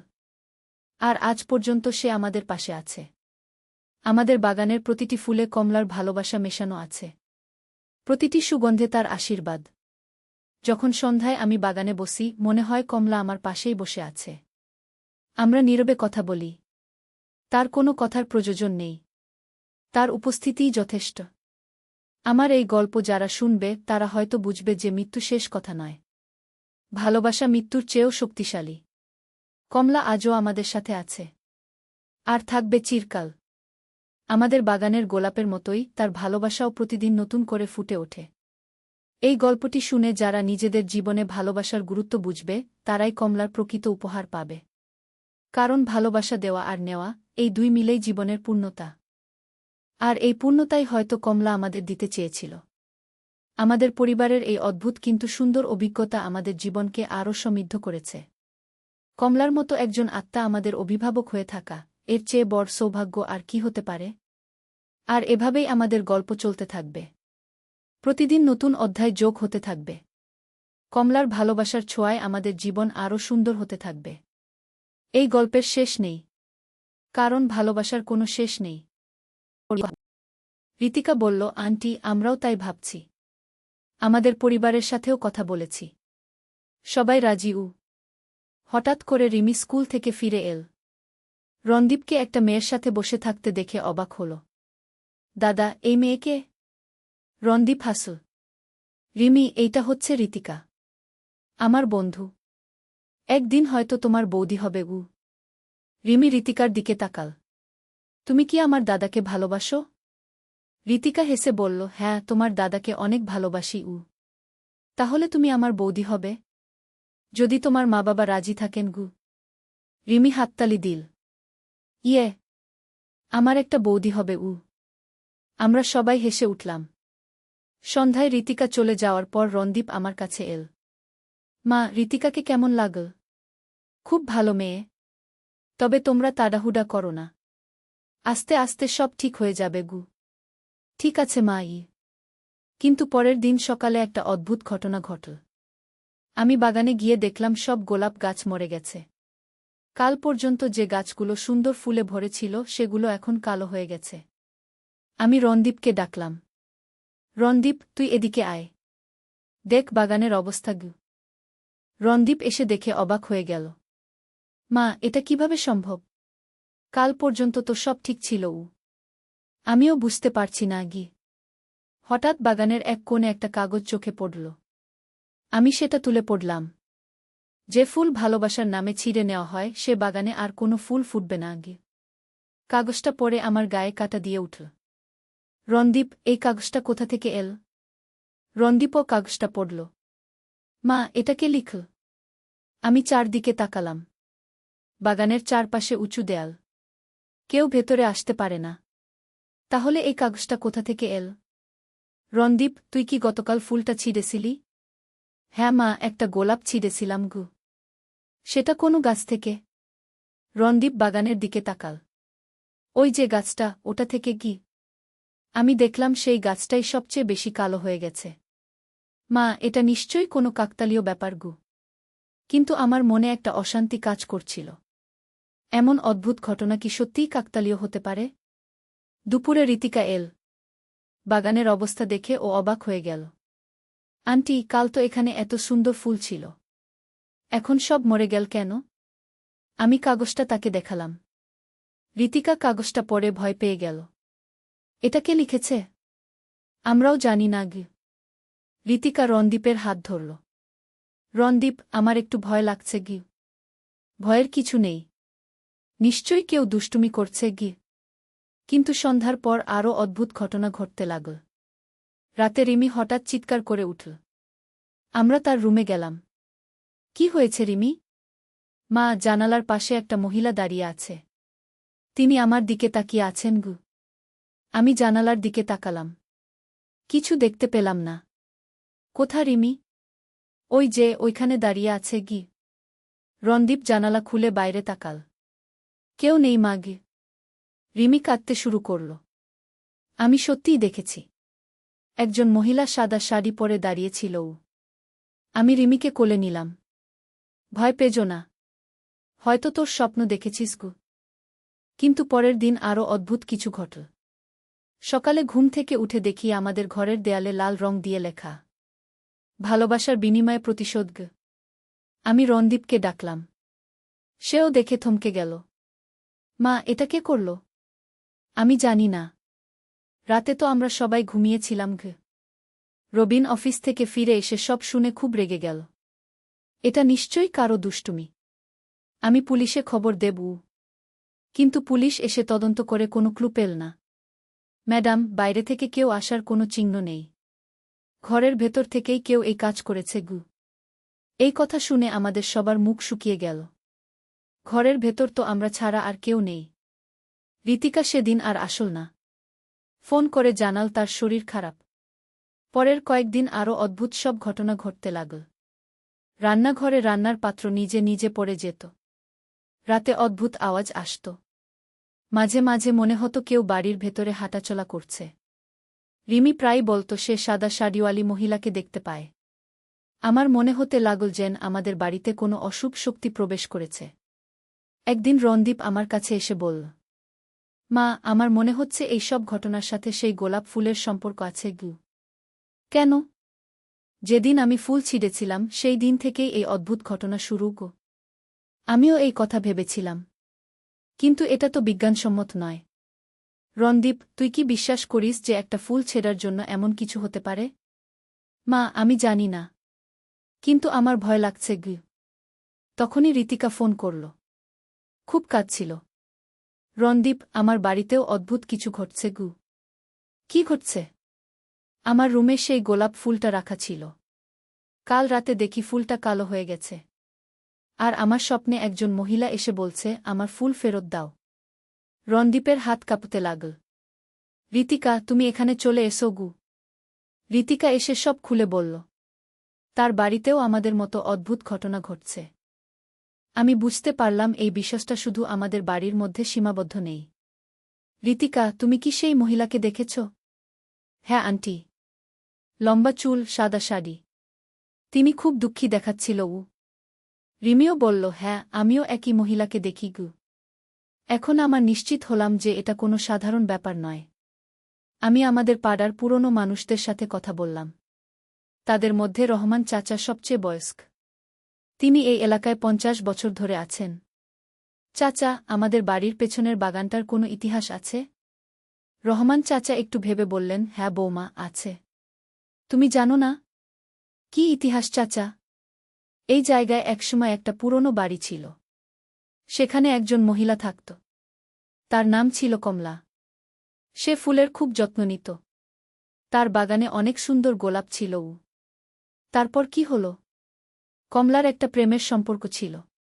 কিন্তু সেই ছেলে তাকে ধোঁকা দিয়েছিল। অন্য মেয়ে নিয়ে পালিয়ে গিয়েছিল। কমলা সেই শোকে মারা গিয়েছিল। কখন মারা গিয়েছিল? অনেক বছর আগে। প্রায় 30 বছর হবে। তার মৃত্যুর পর বাড়িটা ভেঙে ফেলা হয়েছিল। তোমাদের বাড়ি তো সেই জায়গায়। এই কথা শুনে আমার গায়ে কাঁটা দিয়ে উঠল। চাচা, কমলা কেমন দেখতে ছিল? লম্বা চুল, ফর্সা গায়ের রং। সাদা শাড়ি পরতে ভালোবাসত। খুব সুন্দরী ছিল ও। এই বর্ণনা শুনে আমি বুঝে গেলাম রিমি আর ঋতিকা যাকে দেখেছে সেটা কমলার আত্মা। আমি বাড়ি ফিরে সবাইকে সব বললাম। রণদীপ বলল, মা, তাহলে আমি যে ফুল ছিঁড়েছিলাম সেটা কমলার প্রিয় ফুল ছিল? হয়তো। তাই সে রেগে গেছে। তাহলে এখন আমরা কি করব? আমি ভাবলাম, কমলার আত্মা যদি সত্যিই আমাদের বিরক্ত করে থাকে তাহলে তার সাথে কথা বলা প্রয়োজন। আমি মনে করি আমাদের কমলার সাথে কথা বলা উচিত। কিভাবে মা? রাতে বাগানে গিয়ে তাকে ডাকব। ঋতিকা ভয় পেয়ে গেল। আন্টি, এটা কি নিরাপদ হবে? আমি মনে করি কমলা আমাদের কোনো ক্ষতি করবে না। সে শুধু তার ফুলের জন্য মন খারাপ করেছে। সেই রাতে আমরা সবাই একসাথে বাগানে গেলাম। রাত 12টা বেজে গেছে। চারদিকে নিস্তব্ধতা। আমি কাপা গলায় ডাকলাম, কমলা, তুমি কি আছো? আমাদের সাথে কথা বলবে? প্রথমে কিছুই হলো না। তারপর হঠাৎ একটা ঠান্ডা হাওয়া বইতে শুরু করল। বাগানের মৃত গাছগুলো কাঁপতে লাগল। রিমি আমার হাত শক্ত করে ধরল।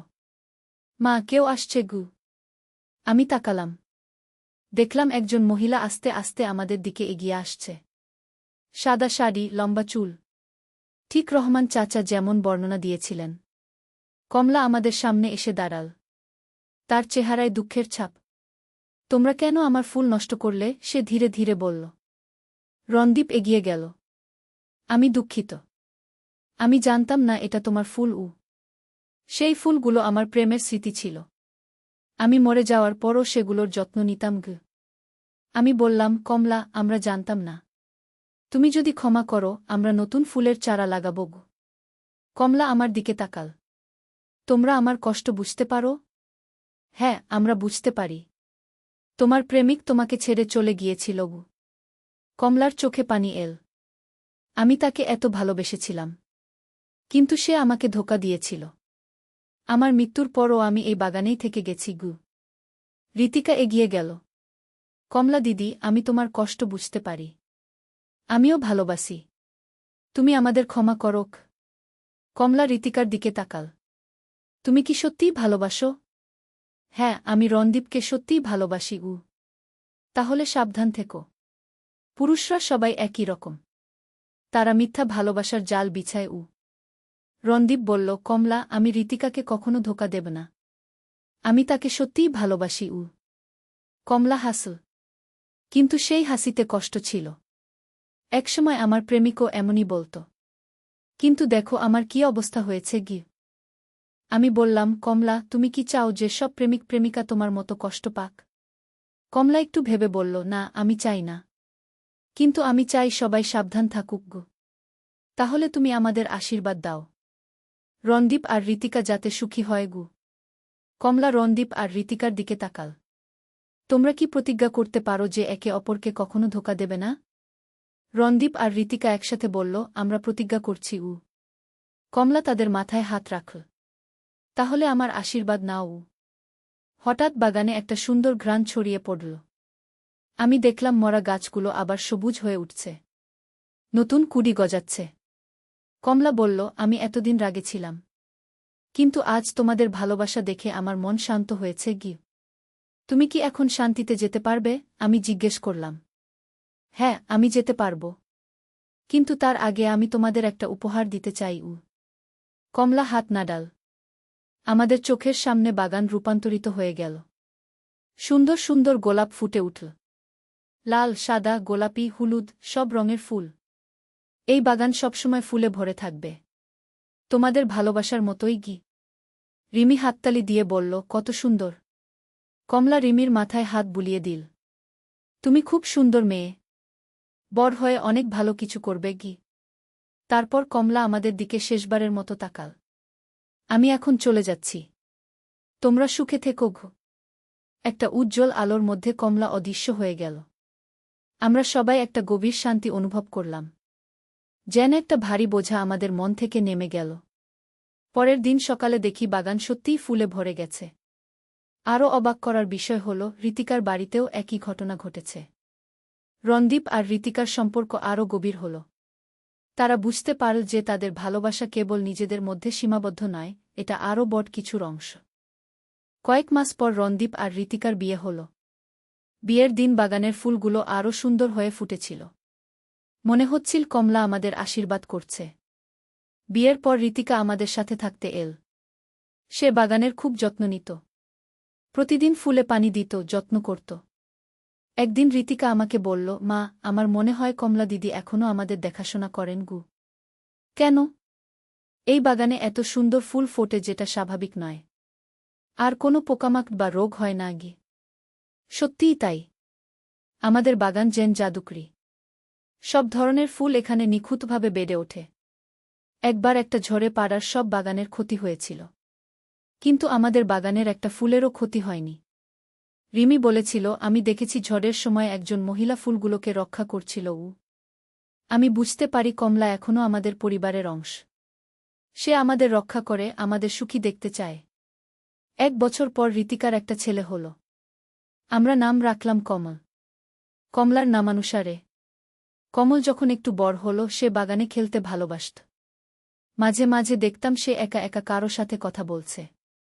একদিন জিজ্ঞেস করলাম, কমল, তুমি কার সাথে কথা বলো? নানি, একজন সুন্দর আন্টি আসে। তিনি আমার সাথে খেলেন গু। আমি বুঝলাম কমলা কমলের সাথে খেলে। সে আমাদের নাতিকেও ভালোবাসে। এভাবে কয়েক বছর কেটে গেল। আমাদের পরিবার সুখে শান্তিতে থাকছিল। রণদীপ একটা ভালো চাকরি পেয়েছিল। ঋতিকাও ঘর সংসার সামলিয়ে পার্ট টাইম কাজ করছিল। রিমি বড় হয়ে কলেজে ভর্তি হয়েছিল। সেও প্রায় বাগানে বসে পড়াশোনা করত। একদিন রিমি আমার কাছে এসে বলল, মা, আমার একটা স্বপ্ন দেখেছি। কি স্বপ্ন? কমলা দিদি এসেছিল। বলেছিল তার কাজ শেষ। তিনি এখন চূড়ান্তভাবে চলে যাবেন গু। আর কিছু বলেছিল? বলেছিল আমাদের পরিবার এখন সম্পূর্ণ সুখী। তার আর চিন্তার কিছু নেই গু। সেই রাতেই আমার স্বপ্নেও কমলা এল। পূর্ণিমা, আমি তোমাদের ধন্যবাদ জানাতে এসেছি গু। কিসের জন্য কমলা? তোমরা আমাকে শান্তি দিয়েছ। আমি এতদিন রাগে, দুঃখে, হতাশা ছিলাম। কিন্তু তোমাদের ভালোবাসা দেখে আমি বুঝেছি যে জীবনে ভালো মানুষও আছে গি। তুমি কি এখন খুশি? হ্যাঁ, আমি খুশি। আমি দেখেছি রণদীপ আর ঋতিকা কত সুন্দর একটা পরিবার গড়েছে। কমল কত সুন্দর একটা বাচ্চা। রিমি কত ভালো মেয়ে কি। তুমি আমাদের ছেড়ে যাবে? আমার সময় এসেছে। কিন্তু আমি সব সময় তোমাদের মনে থাকব। এই বাগানে থাকব। কমলা আমার হাত ধরল। পূর্ণিমা, তুমি খুব ভালো মা। তোমার ছেলেমেয়েরা ভাগ্যবান গু। ধন্যবাদ কমলা গু। আর একটা কথা। এই বাগানের ফুল দিয়ে তুমি একটা ছোট ব্যবসা শুরু করতে পারো। ফুলের দোকান দাও। অনেক লাভ হবে গু।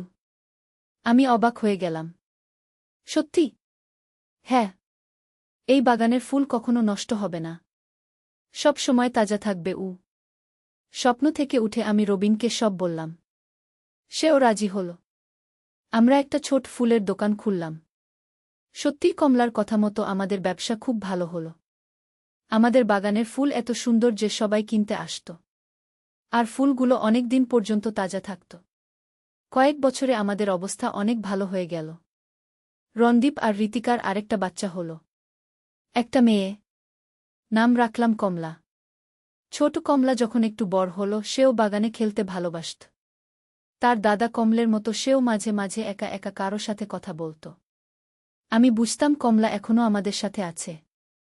তবে এখন সে আমাদের অংশ হয়ে গেছে। একদিন 5 বছর বয়সী কমলা আমার কাছে এসে বলল, নানি, সুন্দর আন্টি বলেছে তার নামে আমার নাম রাখা হয়েছে গু। হ্যাঁ মা গু। আন্টি বলেছে আমি বড় হয়ে অনেক ভালো কাজ করব। আমার চোখে পানি এসে গেল। কমলা আমাদের পরিবারের প্রতিটি সদস্যকে ভালোবাসে। এখন আমাদের পরিবার পূর্ণ। রবিন আর আমি, রণদীপ আর ঋতিকা, রিমি আর 2 নাতিনাতনী কমল আর কমলা। বাগানটাও আমাদের জীবনের অংশ। প্রতিদিন সকালে আমি বাগানে গিয়ে ফুলে পানি দিই। মনে হয় কমলার সাথে কথা বলছি। ফুলের দোকানের ব্যবসাও ভালো চলছে। আমরা এখন সচ্ছল। রিমি এখন বিশ্ববিদ্যালয়ে পড়ে। সেও একজন ভালো ছেলের সাথে প্রেম করে। একদিন হয়তো সেও বিয়ে করবে। আমি জানি কমলা আমাদের সবার খুশি দেখে খুশি। মাঝে মাঝে রাতে বাগানে একটা শান্ত উপস্থিতি অনুভব করি। যেন কেউ আমাদের পাহারা দিচ্ছে। কমল আর কমলা বড় হচ্ছে। তারা বাগানের ফুল নিয়ে খেলে। কখনো কখনো তাদের মুখে কমলার গল্প শুনি। একদিন কমল বলল, নানি, সুন্দর আন্টি বলেছে ভালোবাসা কখনো মরে না গিয়ে। আমি হাসলাম। হ্যাঁ মা, ভালোবাসা অমর। আজ যখন আমি এই গল্প বলছি, আমার বয়স ৫৫। অনেক কিছু দেখেছি, অনেক কিছু শিখেছি। সবচেয়ে বড় কথা হল, জীবনে অনেক রহস্য আছে। আমরা সবকিছু বুঝতে পারি না। কিন্তু ভালোবাসা আর সহমর্মিতা দিয়ে সব সমস্যার সমাধান সম্ভব। কমলার সাথে আমাদের যে অভিজ্ঞতা হয়েছিল, সেটা আমাদের শিখিয়েছে যে মৃত্যুর পরেও আত্মা থেকে যায়। আর প্রেম, ভালোবাসা, দুঃখ, এসব অনুভূতি আত্মার সাথে চিরকাল থাকে। আমাদের পরিবারে কমলা এখন একজন অদৃশ্য অভিভাবক। সে আমাদের রক্ষা করে, আমাদের সুখী রাখে। যে গোলাপ ফুল ছিঁড়ে নেওয়ার জন্য এই সব ঘটনার সূচনা, সেই ফুলই আজ আমাদের জীবনে সৌন্দর্য আর সুখ এনে দিয়েছে। বাগানে এখনও সেই গোলাপ গাছটা আছে। প্রতিদিন নতুন ফুল ফোটে। আমি যখন সেই ফুল দেখি, মনে পড়ে যায় কমলার কথা। কমলা আমাদের শিখিয়েছে যে ভালোবাসার মানে শুধু নেওয়া নয়, দেওয়াও। সে তার জীবনে প্রতারিত হয়েছিল, কিন্তু মৃত্যুর পর সে আমাদের ভালোবাসা দিয়েছে। আজ আমাদের বাড়িতে যারা আসে, তারা সবাই বাগানের প্রশংসা করে। আমি তাদের কমলার গল্প বলি। অনেকেই প্রথমে বিশ্বাস করে না। কিন্তু যখন তারা বাগানের অস্বাভাবিক সৌন্দর্য দেখে, তখন বুঝতে পারে যে এখানে সত্যিই কিছু আলাদা আছে। আমার এই গল্প শুনে অনেকেই তাদের জীবনে প্রেম আর ভালোবাসার গুরুত্ব বুঝেছে। তারা তাদের পরিবারের সাথে আরও ভালো ব্যবহার করতে শুরু করেছে। এটাই হয়তো কমলার আসল উদ্দেশ্য ছিল। সে চেয়েছিল মানুষ যেন একে অপরকে ভালোবাসে, বিশ্বাস করে। আমাদের পরিবারের গল্প এখানেই শেষ নয়। প্রতিদিন নতুন কিছু ঘটে। কমল আর কমলা বড় হচ্ছে। তাদের মধ্যেও কমলার প্রভাব দেখা যায়। তারা দুজনেই খুব দয়ালু, সহানুভূতিশীল। অন্যদের সাহায্য করতে ভালোবাসে। রিমিও এখন তার বয়ফ্রেন্ডের সাথে কমলার বাগানে বসে। তারাও কমলার আশীর্বাদ চায়। আমি নিশ্চিত যে কমলা তাদের সবাইকে ভালো রাখবে। এই গল্পের মাধ্যমে আমি বলতে চাই, জীবনে যত কষ্টই থাকুক না কেন, ভালোবাসা দিয়ে সব জয় করা যায়। কমলা প্রতারিত হয়ে মারা গিয়েছিল। কিন্তু তার আত্মা যখন আমাদের পরিবারের ভালোবাসা দেখল, তখন সে তার রাগ আর দুঃখ ভুলে গিয়ে আমাদের ভালোবাসল। আর আজ পর্যন্ত সে আমাদের পাশে আছে। আমাদের বাগানের প্রতিটি ফুলে কমলার ভালোবাসা মেশানো আছে। প্রতিটি সুগন্ধে তার আশীর্বাদ। যখন সন্ধ্যায় আমি বাগানে বসি, মনে হয় কমলা আমার পাশেই বসে আছে। আমরা নীরবে কথা বলি। তার কোনো কথার প্রয়োজন নেই। তার উপস্থিতিই যথেষ্ট। আমার এই গল্প যারা শুনবে, তারা হয়তো বুঝবে যে মৃত্যু শেষ কথা নয়। ভালোবাসা মৃত্যুর চেয়েও শক্তিশালী। কমলা আজও আমাদের সাথে আছে। আর থাকবে চিরকাল। আমাদের বাগানের গোলাপের মতোই তার ভালোবাসাও প্রতিদিন নতুন করে ফুটে ওঠে। এই গল্পটি শুনে যারা নিজেদের জীবনে ভালোবাসার গুরুত্ব বুঝবে, তারাই কমলার প্রকৃত উপহার পাবে। কারণ ভালোবাসা দেওয়া আর নেওয়া, এই দুই মিলেই জীবনের পূর্ণতা। আর এই পূর্ণতাই হয়তো কমলা আমাদের দিতে চেয়েছিল। আমাদের পরিবারের এই অদ্ভুত কিন্তু সুন্দর অভিজ্ঞতা আমাদের জীবনকে আরও সমৃদ্ধ করেছে। কমলার মতো একজন আত্মা আমাদের অভিভাবক হয়ে থাকা, এর চেয়ে বড় সৌভাগ্য আর কি হতে পারে? আর এভাবেই আমাদের গল্প চলতে থাকবে। প্রতিদিন নতুন অধ্যায় যোগ হতে থাকবে। কমলার ভালোবাসার ছোঁয়ায় আমাদের জীবন আরও সুন্দর হতে থাকবে। এই গল্পের শেষ নেই। কারণ ভালোবাসার কোনো শেষ নেই। ঋতিকা বলল, আন্টি, আমরাও তাই ভাবছি। আমাদের পরিবারের সাথেও কথা বলেছি। সবাই রাজি। হঠাৎ করে রিমি স্কুল থেকে ফিরে এল। রণদীপকে একটা মেয়ের সাথে বসে থাকতে দেখে অবাক হল। দাদা, এই মেয়েকে? রণদীপ হাসল। রিমি, এইটা হচ্ছে ঋতিকা। আমার বন্ধু। একদিন হয়তো তোমার বৌদি হবে। রিমি ঋতিকার দিকে তাকাল। তুমি কি আমার দাদাকে ভালোবাসো? ঋতিকা হেসে বলল, হ্যাঁ, তোমার দাদাকে অনেক ভালোবাসি। তাহলে তুমি আমার বৌদি হবে? যদি তোমার মা বাবা রাজি থাকেন। রিমি হাততালি দিল। ইয়ে, আমার একটা বৌদি হবে। আমরা সবাই হেসে উঠলাম। সন্ধ্যায় ঋতিকা চলে যাওয়ার পর রণদীপ আমার কাছে এল। মা, ঋতিকাকে কেমন লাগল? খুব ভালো মেয়ে। তবে তোমরা তাড়াহুড়া করো না। আস্তে আস্তে সব ঠিক হয়ে যাবে। ঠিক আছে মা। কিন্তু পরের দিন সকালে একটা অদ্ভুত ঘটনা ঘটল। আমি বাগানে গিয়ে দেখলাম সব গোলাপ গাছ মরে গেছে। কাল পর্যন্ত যে গাছগুলো সুন্দর ফুলে ভরেছিল সেগুলো এখন কালো হয়ে গেছে। আমি রণদীপকে ডাকলাম। রণদীপ, তুই এদিকে আয়। দেখ বাগানের অবস্থা গু। রণদীপ এসে দেখে অবাক হয়ে গেল। মা, এটা কিভাবে সম্ভব? কাল পর্যন্ত তো সব ঠিক ছিল। আমিও বুঝতে পারছি না গি। হঠাৎ বাগানের এক কোণে একটা কাগজ চোখে পড়ল। আমি সেটা তুলে পড়লাম।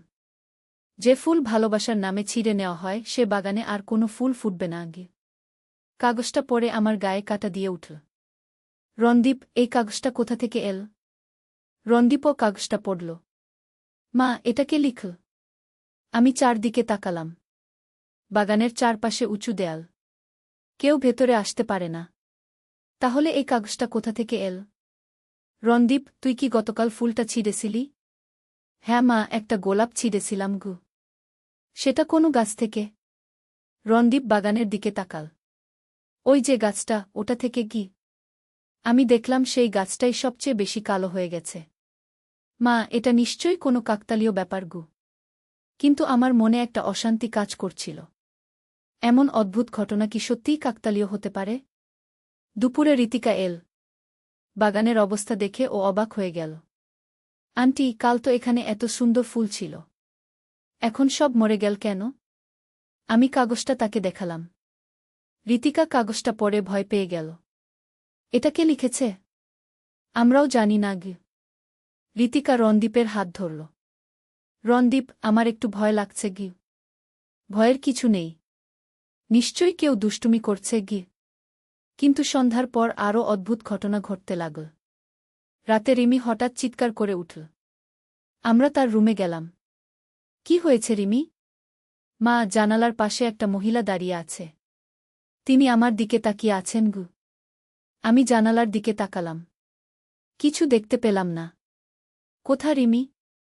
ওই যে ওইখানে দাঁড়িয়ে আছে গি। রণদীপ জানালা খুলে বাইরে তাকাল। কেউ নেই মা গি। রিমি কাঁদতে শুরু করল। আমি সত্যিই দেখেছি। একজন মহিলা সাদা শাড়ি পরে দাঁড়িয়েছিল।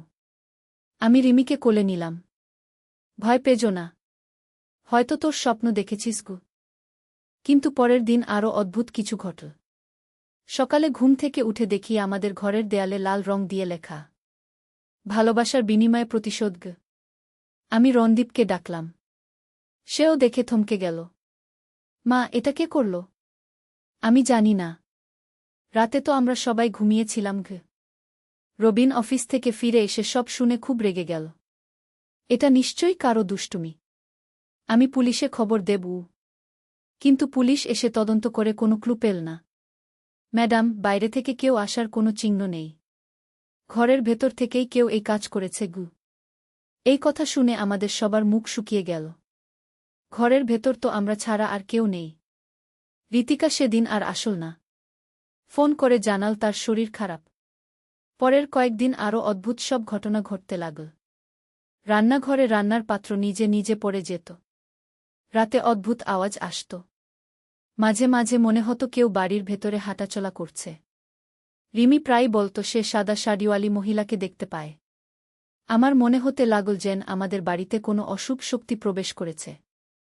একদিন রণদীপ আমার কাছে এসে বলল, মা, আমার মনে হচ্ছে এই সব ঘটনার সাথে সেই গোলাপ ফুলের সম্পর্ক আছে গু। কেন? যেদিন আমি ফুল ছিঁড়েছিলাম সেই দিন থেকেই এই অদ্ভুত ঘটনা শুরু গো। আমিও এই কথা ভেবেছিলাম। কিন্তু এটা তো বিজ্ঞানসম্মত নয়। রণদীপ, তুই কি বিশ্বাস করিস যে একটা ফুল ছেঁড়ার জন্য এমন কিছু হতে পারে? মা, আমি জানি না। কিন্তু আমার ভয় লাগছে গু। তখনই ঋতিকা ফোন করল। খুব কাঁদছিল। রণদীপ, আমার বাড়িতেও অদ্ভুত কিছু ঘটছে গু। কি ঘটছে? আমার রুমে সেই গোলাপ ফুলটা রাখা ছিল।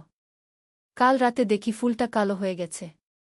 আর আমার স্বপ্নে একজন মহিলা এসে বলছে আমার ফুল ফেরত দাও। রণদীপের হাত কাঁপতে লাগল। ঋতিকা, তুমি এখানে চলে এসো গু। ঋতিকা এসে সব খুলে বলল। তার বাড়িতেও আমাদের মতো অদ্ভুত ঘটনা ঘটছে। আমি বুঝতে পারলাম এই বিশ্বাসটা শুধু আমাদের বাড়ির মধ্যে সীমাবদ্ধ নেই। ঋতিকা, তুমি কি সেই মহিলাকে দেখেছ? হ্যাঁ আন্টি। লম্বা চুল, সাদা শাড়ি। তিনি খুব দুঃখী দেখাচ্ছিল।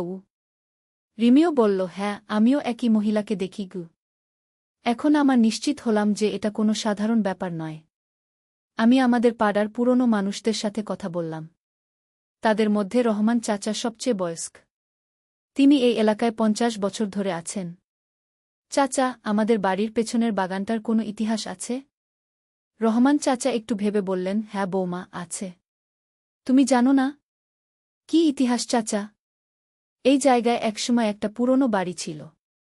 সেখানে একজন মহিলা থাকত। তার নাম ছিল কমলা। সে ফুলের খুব যত্ন নিত। তার বাগানে অনেক সুন্দর গোলাপ ছিল। তারপর কি হল? কমলার একটা প্রেমের সম্পর্ক ছিল। কিন্তু সেই ছেলে তাকে ধোঁকা দিয়েছিল। অন্য মেয়ে নিয়ে পালিয়ে গিয়েছিল। কমলা সেই শোকে মারা গিয়েছিল। কখন মারা গিয়েছিল? অনেক বছর আগে। প্রায় 30 বছর হবে। তার মৃত্যুর পর বাড়িটা ভেঙে ফেলা হয়েছিল। তোমাদের বাড়ি তো সেই জায়গায়। এই কথা শুনে আমার গায়ে কাঁটা দিয়ে উঠল। চাচা, কমলা কেমন দেখতে ছিল? লম্বা চুল, ফর্সা গায়ের রং। সাদা শাড়ি পরতে ভালোবাসত। খুব সুন্দরী ছিল। এই বর্ণনা শুনে আমি বুঝে গেলাম রিমি আর ঋতিকা যাকে দেখেছে সেটা কমলার আত্মা। আমি বাড়ি ফিরে সবাইকে সব বললাম। রণদীপ বলল, মা, তাহলে আমি যে ফুল ছিঁড়েছিলাম সেটা কমলার প্রিয় ফুল ছিল? হয়তো। তাই সে রেগে গেছে। তাহলে এখন আমরা কি করব? আমি ভাবলাম, কমলার আত্মা যদি সত্যিই আমাদের বিরক্ত করে থাকে, তাহলে তার সাথে কথা বলা প্রয়োজন। আমি মনে করি আমাদের কমলার সাথে কথা বলা উচিত। কিভাবে মা? রাতে বাগানে গিয়ে তাকে ডাকব। ঋতিকা ভয় পেয়ে গেল। আন্টি, এটা কি নিরাপদ হবে? আমি মনে করি কমলা আমাদের কোনো ক্ষতি করবে না। সে শুধু তার ফুলের জন্য মন খারাপ করেছে। সেই রাতে আমরা সবাই একসাথে বাগানে গেলাম। রাত 12টা বেজে গেছে। চারদিকে নিস্তব্ধতা। আমি কাপা গলায় ডাকলাম, কমলা, তুমি কি আছো? আমাদের সাথে কথা বলবে? প্রথমে কিছুই হল না। তারপর হঠাৎ একটা ঠান্ডা হাওয়া বইতে শুরু করল। বাগানের মৃত গাছগুলো কাঁপতে লাগল। রিমি আমার হাত শক্ত করে ধরল। মা, কেউ আসছে। আমি তাকালাম। দেখলাম একজন মহিলা আস্তে আস্তে আমাদের দিকে এগিয়ে আসছে। সাদা শাড়ি, লম্বা চুল। ঠিক রহমান চাচা যেমন বর্ণনা দিয়েছিলেন। কমলা আমাদের সামনে এসে দাঁড়াল। তার চেহারায় দুঃখের ছাপ। তোমরা কেন আমার ফুল নষ্ট করলে? সে ধীরে ধীরে বলল। রণদীপ এগিয়ে গেল। আমি দুঃখিত। আমি জানতাম না এটা তোমার ফুল। সেই ফুলগুলো আমার প্রেমের স্মৃতি ছিল। আমি মরে যাওয়ার পরও সেগুলোর যত্ন নিতাম। আমি বললাম, কমলা, আমরা জানতাম না। তুমি যদি ক্ষমা করো, আমরা নতুন ফুলের চারা লাগাব। কমলা আমার দিকে তাকাল। তোমরা আমার কষ্ট বুঝতে পারো? হ্যাঁ, আমরা বুঝতে পারি। তোমার প্রেমিক তোমাকে ছেড়ে চলে গিয়েছিল। কমলার চোখে পানি এল। আমি তাকে এত ভালোবেসেছিলাম। কিন্তু সে আমাকে ধোঁকা দিয়েছিল। আমার মৃত্যুর পরও আমি এই বাগানেই থেকে গেছি। ঋতিকা এগিয়ে গেল। কমলা দিদি, আমি তোমার কষ্ট বুঝতে পারি। আমিও ভালোবাসি। তুমি আমাদের ক্ষমা করো। কমলা ঋতিকার দিকে তাকাল। তুমি কি সত্যিই ভালোবাসো? হ্যাঁ, আমি রণদীপকে সত্যিই ভালোবাসি। তাহলে সাবধান থেকো। পুরুষরা সবাই একই রকম। তারা মিথ্যা ভালোবাসার জাল বিছায়। রণদীপ বলল, কমলা, আমি ঋতিকাকে কখনো ধোঁকা দেব না। আমি তাকে সত্যিই ভালোবাসি। কমলা হাসল। কিন্তু সেই হাসিতে কষ্ট ছিল। একসময় আমার প্রেমিকও এমনই বলত। কিন্তু দেখো আমার কি অবস্থা হয়েছে। আমি বললাম, কমলা, তুমি কি চাও যে সব প্রেমিক প্রেমিকা তোমার মতো কষ্ট পাক? কমলা একটু ভেবে বলল, না, আমি চাই না। কিন্তু আমি চাই সবাই সাবধান থাকুক। তাহলে তুমি আমাদের আশীর্বাদ দাও। রণদীপ আর ঋতিকা যাতে সুখী হয়। কমলা রণদীপ আর ঋতিকার দিকে তাকাল। তোমরা কি প্রতিজ্ঞা করতে পারো যে একে অপরকে কখনো ধোঁকা দেবে না? রণদীপ আর ঋতিকা একসাথে বলল, আমরা প্রতিজ্ঞা করছি। কমলা তাদের মাথায় হাত রাখল। তাহলে আমার আশীর্বাদ নাও। হঠাৎ বাগানে একটা সুন্দর ঘ্রাণ ছড়িয়ে পড়ল। আমি দেখলাম মরা গাছগুলো আবার সবুজ হয়ে উঠছে। নতুন কুড়ি গজাচ্ছে। কমলা বলল, আমি এতদিন রাগে ছিলাম। কিন্তু আজ তোমাদের ভালোবাসা দেখে আমার মন শান্ত হয়েছে গি। তুমি কি এখন শান্তিতে যেতে পারবে? আমি জিজ্ঞেস করলাম। হ্যাঁ, আমি যেতে পারব। কিন্তু তার আগে আমি তোমাদের একটা উপহার দিতে চাই। কমলা হাত নাড়াল। আমাদের চোখের সামনে বাগান রূপান্তরিত হয়ে গেল। সুন্দর সুন্দর গোলাপ ফুটে উঠল। লাল, সাদা, গোলাপি, হলুদ, সব রঙের ফুল। এই বাগান সবসময় ফুলে ভরে থাকবে। তোমাদের ভালোবাসার মতোই গি। রিমি হাততালি দিয়ে বলল, কত সুন্দর। কমলা রিমির মাথায় হাত বুলিয়ে দিল। তুমি খুব সুন্দর মেয়ে। বড় হয়ে অনেক ভালো কিছু করবে গি। তারপর কমলা আমাদের দিকে শেষবারের মতো তাকাল। আমি এখন চলে যাচ্ছি। তোমরা সুখে থেকো গো। একটা উজ্জ্বল আলোর মধ্যে কমলা অদৃশ্য হয়ে গেল। আমরা সবাই একটা গভীর শান্তি অনুভব করলাম। যেন একটা ভারী বোঝা আমাদের মন থেকে নেমে গেল। পরের দিন সকালে দেখি বাগান সত্যিই ফুলে ভরে গেছে। আরও অবাক করার বিষয় হল, ঋতিকার বাড়িতেও একই ঘটনা ঘটেছে। রণদীপ আর ঋতিকার সম্পর্ক আরও গভীর হল। তারা বুঝতে পারল যে তাদের ভালোবাসা কেবল নিজেদের মধ্যে সীমাবদ্ধ নয়, এটা আরও বড় কিছুর অংশ। কয়েক মাস পর রণদীপ আর ঋতিকার বিয়ে হল। বিয়ের দিন বাগানের ফুলগুলো আরও সুন্দর হয়ে ফুটেছিল। মনে হচ্ছিল কমলা আমাদের আশীর্বাদ করছে। বিয়ের পর ঋতিকা আমাদের সাথে থাকতে এল। সে বাগানের খুব যত্ন নিত। প্রতিদিন ফুলে পানি দিত, যত্ন করত। একদিন ঋতিকা আমাকে বলল, মা, আমার মনে হয় কমলা দিদি এখনও আমাদের দেখাশোনা করেন গু। কেন? এই বাগানে এত সুন্দর ফুল ফোটে, যেটা স্বাভাবিক নয়। আর কোনো পোকামাকড় বা রোগ হয় না গি। সত্যিই তাই। আমাদের বাগান যেন জাদুকরি। সব ধরনের ফুল এখানে নিখুঁতভাবে বেড়ে ওঠে। একবার একটা ঝড়ে পাড়ার সব বাগানের ক্ষতি হয়েছিল। কিন্তু আমাদের বাগানের একটা ফুলেরও ক্ষতি হয়নি। রিমি বলেছিল, আমি দেখেছি ঝড়ের সময় একজন মহিলা ফুলগুলোকে রক্ষা করছিল। আমি বুঝতে পারি কমলা এখনও আমাদের পরিবারের অংশ। সে আমাদের রক্ষা করে, আমাদের সুখী দেখতে চায়। 1 বছর পর ঋতিকার একটা ছেলে হল। আমরা নাম রাখলাম কমল। কমলার নামানুসারে। কমল যখন একটু বড় হল, সে বাগানে খেলতে ভালোবাসত। মাঝে মাঝে দেখতাম সে একা একা কারো সাথে কথা বলছে। একদিন জিজ্ঞেস করলাম, কমল, তুমি কার সাথে কথা বলো? নানি, একজন সুন্দর আন্টি আসে। তিনি আমার সাথে খেলেন গু। আমি বুঝলাম কমলা কমলের সাথে খেলে। সে আমাদের নাতিকেও ভালোবাসে। এভাবে কয়েক বছর কেটে গেল। আমাদের পরিবার সুখে শান্তিতে থাকছিল। রণদীপ একটা ভালো চাকরি পেয়েছিল। ঋতিকাও ঘর সংসার সামলিয়ে পার্ট টাইম কাজ করছিল। রিমি বড় হয়ে কলেজে ভর্তি হয়েছিল। সেও প্রায় বাগানে বসে পড়াশোনা করত। একদিন রিমি আমার কাছে এসে বলল, মা, আমার একটা স্বপ্ন দেখেছি। কি স্বপ্ন? কমলা দিদি এসেছিল। বলেছিল তার কাজ শেষ। তিনি এখন চূড়ান্তভাবে চলে যাবেন গো। আর কিছু বলেছিল? বলেছিল আমাদের পরিবার এখন সম্পূর্ণ সুখী। তার আর চিন্তার কিছু নেই গু। সেই রাতেই আমার স্বপ্নেও কমলা এল। পূর্ণিমা, আমি তোমাদের ধন্যবাদ জানাতে এসেছি গু। কিসের জন্য কমলা? তোমরা আমাকে শান্তি দিয়েছ। আমি এতদিন রাগে, দুঃখে, হতাশা ছিলাম। কিন্তু তোমাদের ভালোবাসা দেখে আমি বুঝেছি যে জীবনে ভালো মানুষও আছে গি। তুমি কি এখন খুশি? হ্যাঁ, আমি খুশি। আমি দেখেছি রণদীপ আর ঋতিকা কত সুন্দর একটা পরিবার গড়েছে। কমল কত সুন্দর একটা বাচ্চা। রিমি কত ভালো মেয়ে কি। তুমি আমাদের ছেড়ে যাবে? আমার সময় এসেছে। কিন্তু আমি সব সময় তোমাদের মনে থাকব। এই বাগানে থাকব। কমলা আমার হাত ধরল। পূর্ণিমা, তুমি খুব ভালো মা। তোমার ছেলেমেয়েরা ভাগ্যবান গু। ধন্যবাদ কমলা গু। আর একটা কথা।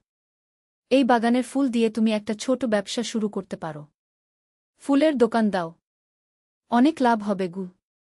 আমি অবাক হয়ে গেলাম। সত্যি? হ্যাঁ।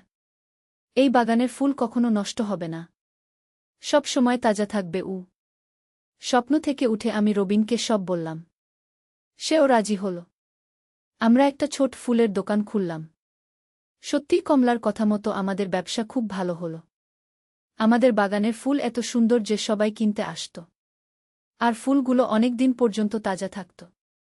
কয়েক বছরে আমাদের অবস্থা অনেক ভালো হয়ে গেল। রণদীপ আর ঋতিকার আরেকটা বাচ্চা হল। একটা মেয়ে। নাম রাখলাম কমলা। ছোট কমলা যখন একটু বড় হল সেও বাগানে খেলতে ভালোবাসত। তার দাদা কমলের মতো সেও মাঝে মাঝে একা একা কারো সাথে কথা বলত। আমি বুঝতাম কমলা এখনও আমাদের সাথে আছে।